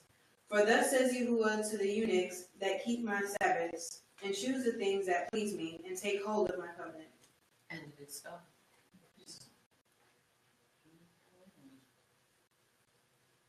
Now, once again, we have to understand. Now, we understand it is for chosen. But for those that would desire to come and be a part, it's open to you too. With the understanding that you have to follow the instructions. Now look what it says. Neither let the son of the foreigner that has joined himself to Yahuwah speak, saying, Yahuwah has utterly separated me from his people. They ain't supposed to be speaking and they ain't supposed to be leading nobody. Then look what he said with the eunuch. Neither let the eunuch say, Behold, I am a dry Etzer. Anybody knows what a eunuch is? What is a eunuch? Man that can't produce, or has basically dedicated his life to not Yeah, eunuchs. Some of them were born eunuchs, and then some became eunuchs. Now you have to understand that doesn't mean that they castrated themselves. It just means that some of them took the vow to be celibate and never marry and never be with a woman, which a lot of people do. Now, once again, some were born, and I believe the ones that Yahuwah is talking about were the ones that were born as eunuchs. Are you hearing me? Yes. Not the ones that basically say, well, I'm going to be a eunuch because I don't want to be intimate. Most of the time it's sad, and I'm not saying this to heat people up in a category, but a lot of time when you find that people say that they want to be like Rabbi Shaul, they don't understand Rabbi Shaul was married because he was a Pharisee and he did have children. That's right. But according to some theologians, his family were killed. And that is why there were things that he really didn't talk about. There's a lot of stuff that we don't have in Scripture, but Yahuwah has allowed some things to pop up so that we can have portions of the things that we read about. Sometimes don't understand certain things, but yes, in order to be a Pharisee, you had to be married. And so he had a family, but he had views, and all of his views, though people read them out of order, you understand, when he said it is not good for a man to touch a woman, he was not saying that in the sense of it's not good for a man to have a wife. He was saying it's not good for a man to touch a woman unless she is his wife. Because in that, ain't nothing wrong with it. Are you hearing me? Yes. He's supposed to want to touch his wife. He's supposed to want to show her love. He's supposed to want to do those things. He's never supposed to say, I don't want no wife because I ain't supposed to touch her. No, that's erroneous teaching. He was talking to men that were not married. Don't go touch. In other words, don't go for it. Because you're touching it, it's going to lead to something else. And that's what Rabbi Shaul was saying. That's why it's not good for a man to touch a woman. In other words, you don't touch her unless she's your wife. Right. Because if you do, you're out of order. But he wasn't telling this to the men. It ain't good for you touching a woman. Why not? I don't know, it just ain't good. No, get the understanding. But other than that, ain't nothing wrong. That's why he said make allowances that when you come from fasting to come together quickly. So what? The enemy will not have an opportunity to get in there and mess it up. And that's my paraphrase. Are you understanding me? Yes. So he wouldn't dare tell us in one voice, don't do it. And then the next voice say, but when you fast, make sure you come back together. So he didn't oppose it. He just opposed men that didn't have wives going touching on women. Yes. Oh, not quiet. Just making sure you understand it. Once again, I believe these eunuchs were eunuchs that were born, not because they made themselves eunuchs. He said, now listen what he said. It says, behold, I am a dry etzah. We know what happens to dry trees. They can't do anything, right? Yeah. Right. So he says, don't let them speak in that matter. Then verse 4 says, for thus says, we did 3 and 4, right? You did 3 and 4, right? Yes. All right. For thus says Yahuwah to the eunuchs that keep my Sabbaths and choose the things that please me and take hold of my covenant. Now, once again, he said that's to the eunuchs. He said, now, for thus says Yahuwah to the eunuchs that keep my Sabbath.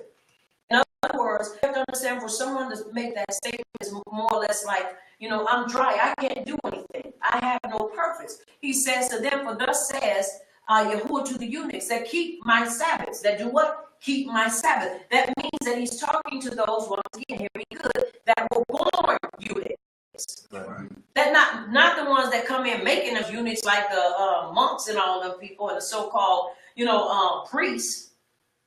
They need to stop lying. Are you understanding me? Yes. The Catholic priests and stuff. He said, and choose the things that please me and take hold of my covenant. So he's talking to them, and this is a word of encouragement, because there were those that were born eunuchs. And I imagine that statement made him feel like he was useless and worthless. And Yahuwah says the words of encouragement. For thus says Yahuwah to the eunuchs that keep my Sabbaths and choose the things that please me and take hold of my covenant. He said to do the things that what please me. If they don't please him, then he's not going to say anything to them. Are you hearing me? Except but correct them.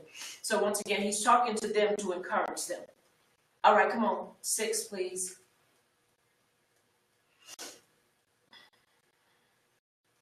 Also, those of the foreigners that join themselves to Yahuwah to serve him and look to the name of Yahuwah to be his servants.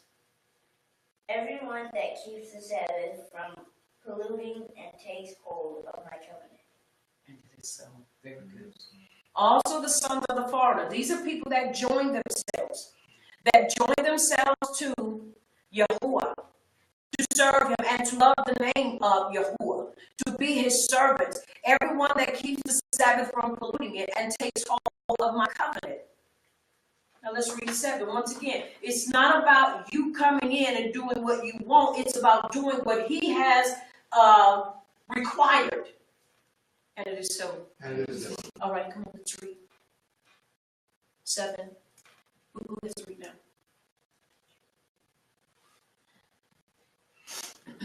Excuse me. Verse 7.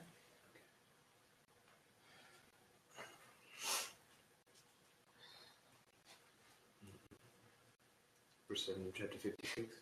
Mm-hmm. Okay. It reads, Even them will I bring to my set-apart mountain, and make them joyful in my house of prayer. Their burnt offerings and their sacrifices shall be accepted upon the altar. For my house shall be called a house of prayer for all people.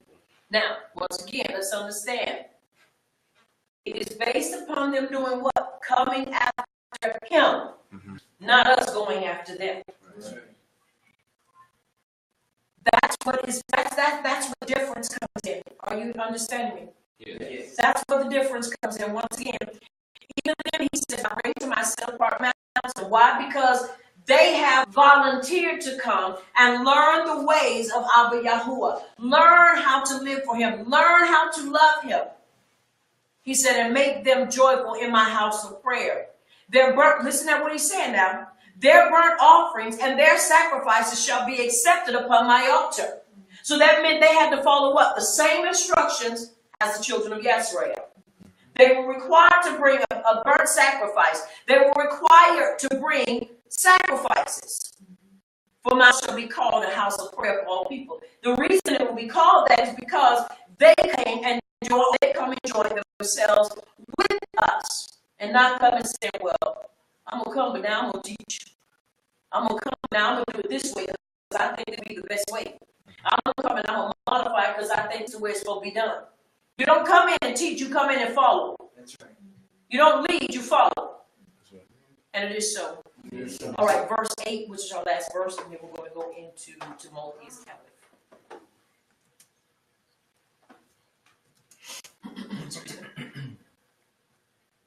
Verse 8.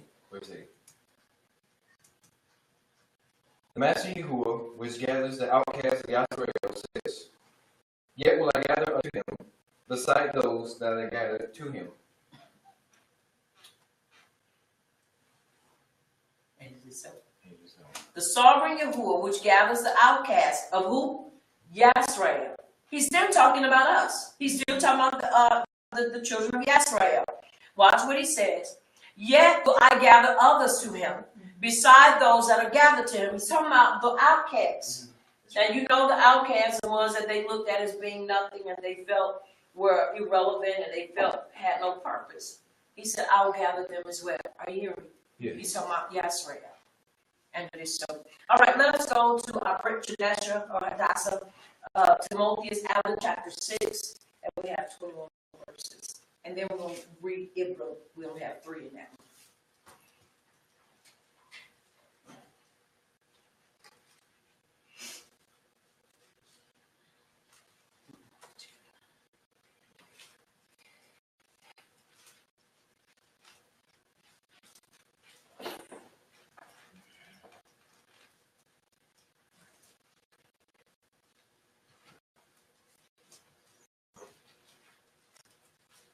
We have a standing stone.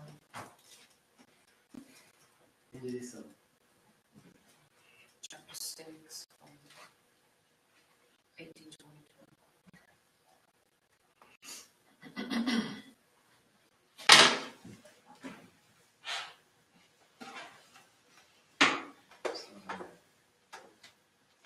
First one.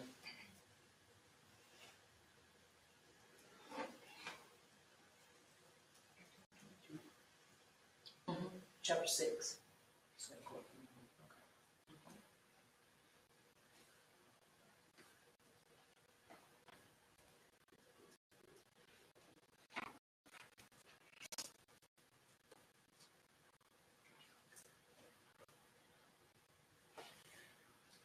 Let as many servants as are under the yoke count their own employers worthy of all honor, that the name of power and his teachings be not blasphemed.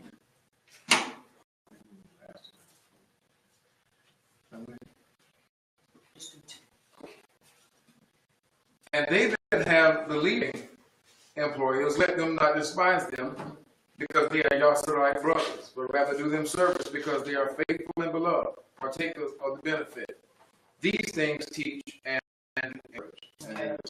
Let as many servants as are under the yoke count their employers worthy of all esteem, that the name of power and his teachings be not blasphemed. Now you gotta understand the reason why we don't say master, because we understand those words, many of those words were put in there during that time, but you have to understand we're talking about indigenous servants. Right. We're talking about servants. Even when you look in the scripture where in Nehemiah, where there were those who had basically bartered themselves out, those that were basically sold themselves so that they could work for their brethren, and then after the 50th year, they could be set free and then have all their stuff. Are we understanding? Yes. That was set up to help. That is not what the Europeans, when they got a hold to the scriptures, did. They turned around and basically used their advantage to basically keep people in bondage and keep them in slavery. Right. Okay? Now, because you have to understand, if we are both Ibram and we are, and I'm your Cody, and you're my Ak, and I am working for you, then by working for you, I still have to uphold the instructions and the character and the integrity of Yahuwah or the Torah in my life. That's right. I can't get on there and say, oh, you know me. Come on now. You ain't why you got to do all that, do all that. Oh, we get on there with the mentality. I ain't gonna do all that. I know better. You know, we supposed to be family. No, you got to do the same thing. Are you understanding me? You have to uphold that standard and remember, you are working for them. You don't really separate the two, but you maintain your integrity in the relationship and in the working relationship. Now watch this. And they that have believing employees, let them not despise them, because they are your Israelite brothers. Are you hearing me? Yes. But rather do them service, because they are committed and beloved partakers of the benefit. These things teach and encourage. In other words, teach people how to work with those that are in them or with those that are believers, and not get to the point that they feel like, well, I'm working for you, so you ought to have, I'm going to get there 40 minutes late. Or I'm going to pay you, a dime a minute.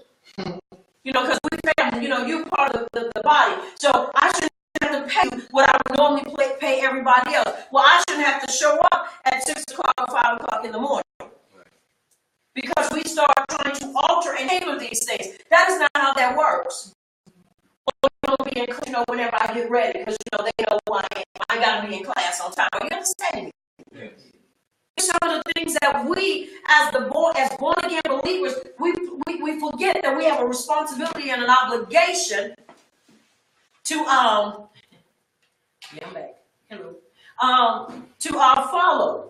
And that we cannot just do anything. Are you hearing me? Yes.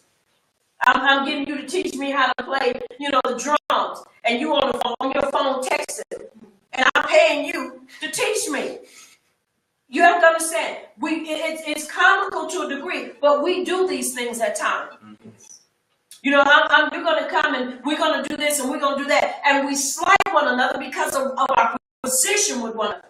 But he's given us the right way we are supposed to handle one another in working conditions. Right. I have to respect you. You have to respect me as an employer and an employee. Never ever think that because we're family, we're not supposed to teach that. And we're not supposed to do that. That's why he said teach them. Because if not, this is why we always say, well, we can't work with one another. The reason we can't work with one another, because sometimes respect is not mutual. Right. And sometimes it's one-sided. Yeah, that's right. You want me to work for you, but you only want to pay me $5, but you pay everybody else $9.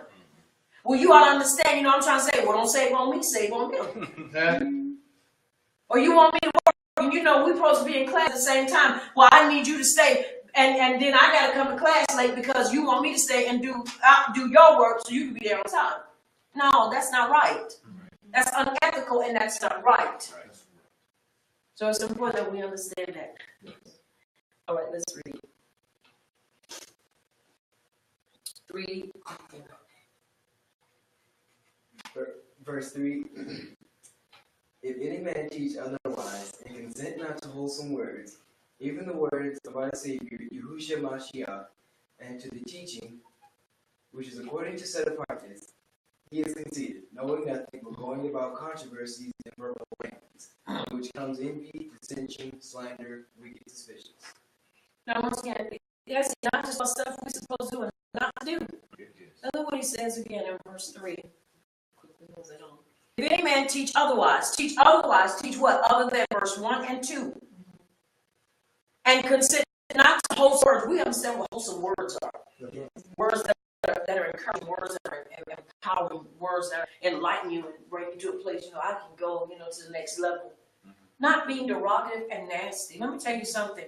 The sayings to be sticks and stones may break my bones, but words will never hurt me or names will never hurt me. That's a lie. Because names do hurt. And everybody does not express their hurt in the same manner. But we've got to be careful how we say things to one another. Once again, just because I disagree with you or you disagree with me does not give you the right to slander me and call me out my name. Are you understanding me? Because now let me show you what the word says. If any man teach otherwise what? Are they talking about women teachers right here? They're talking about how we're supposed to govern ourselves in business with one another. See, because you have to understand that's what's important. Right.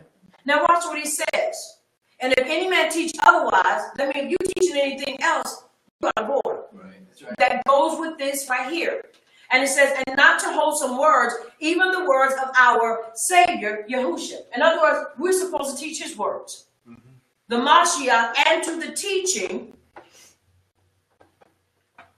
which is according to set apartness. We are supposed to be teaching one another how to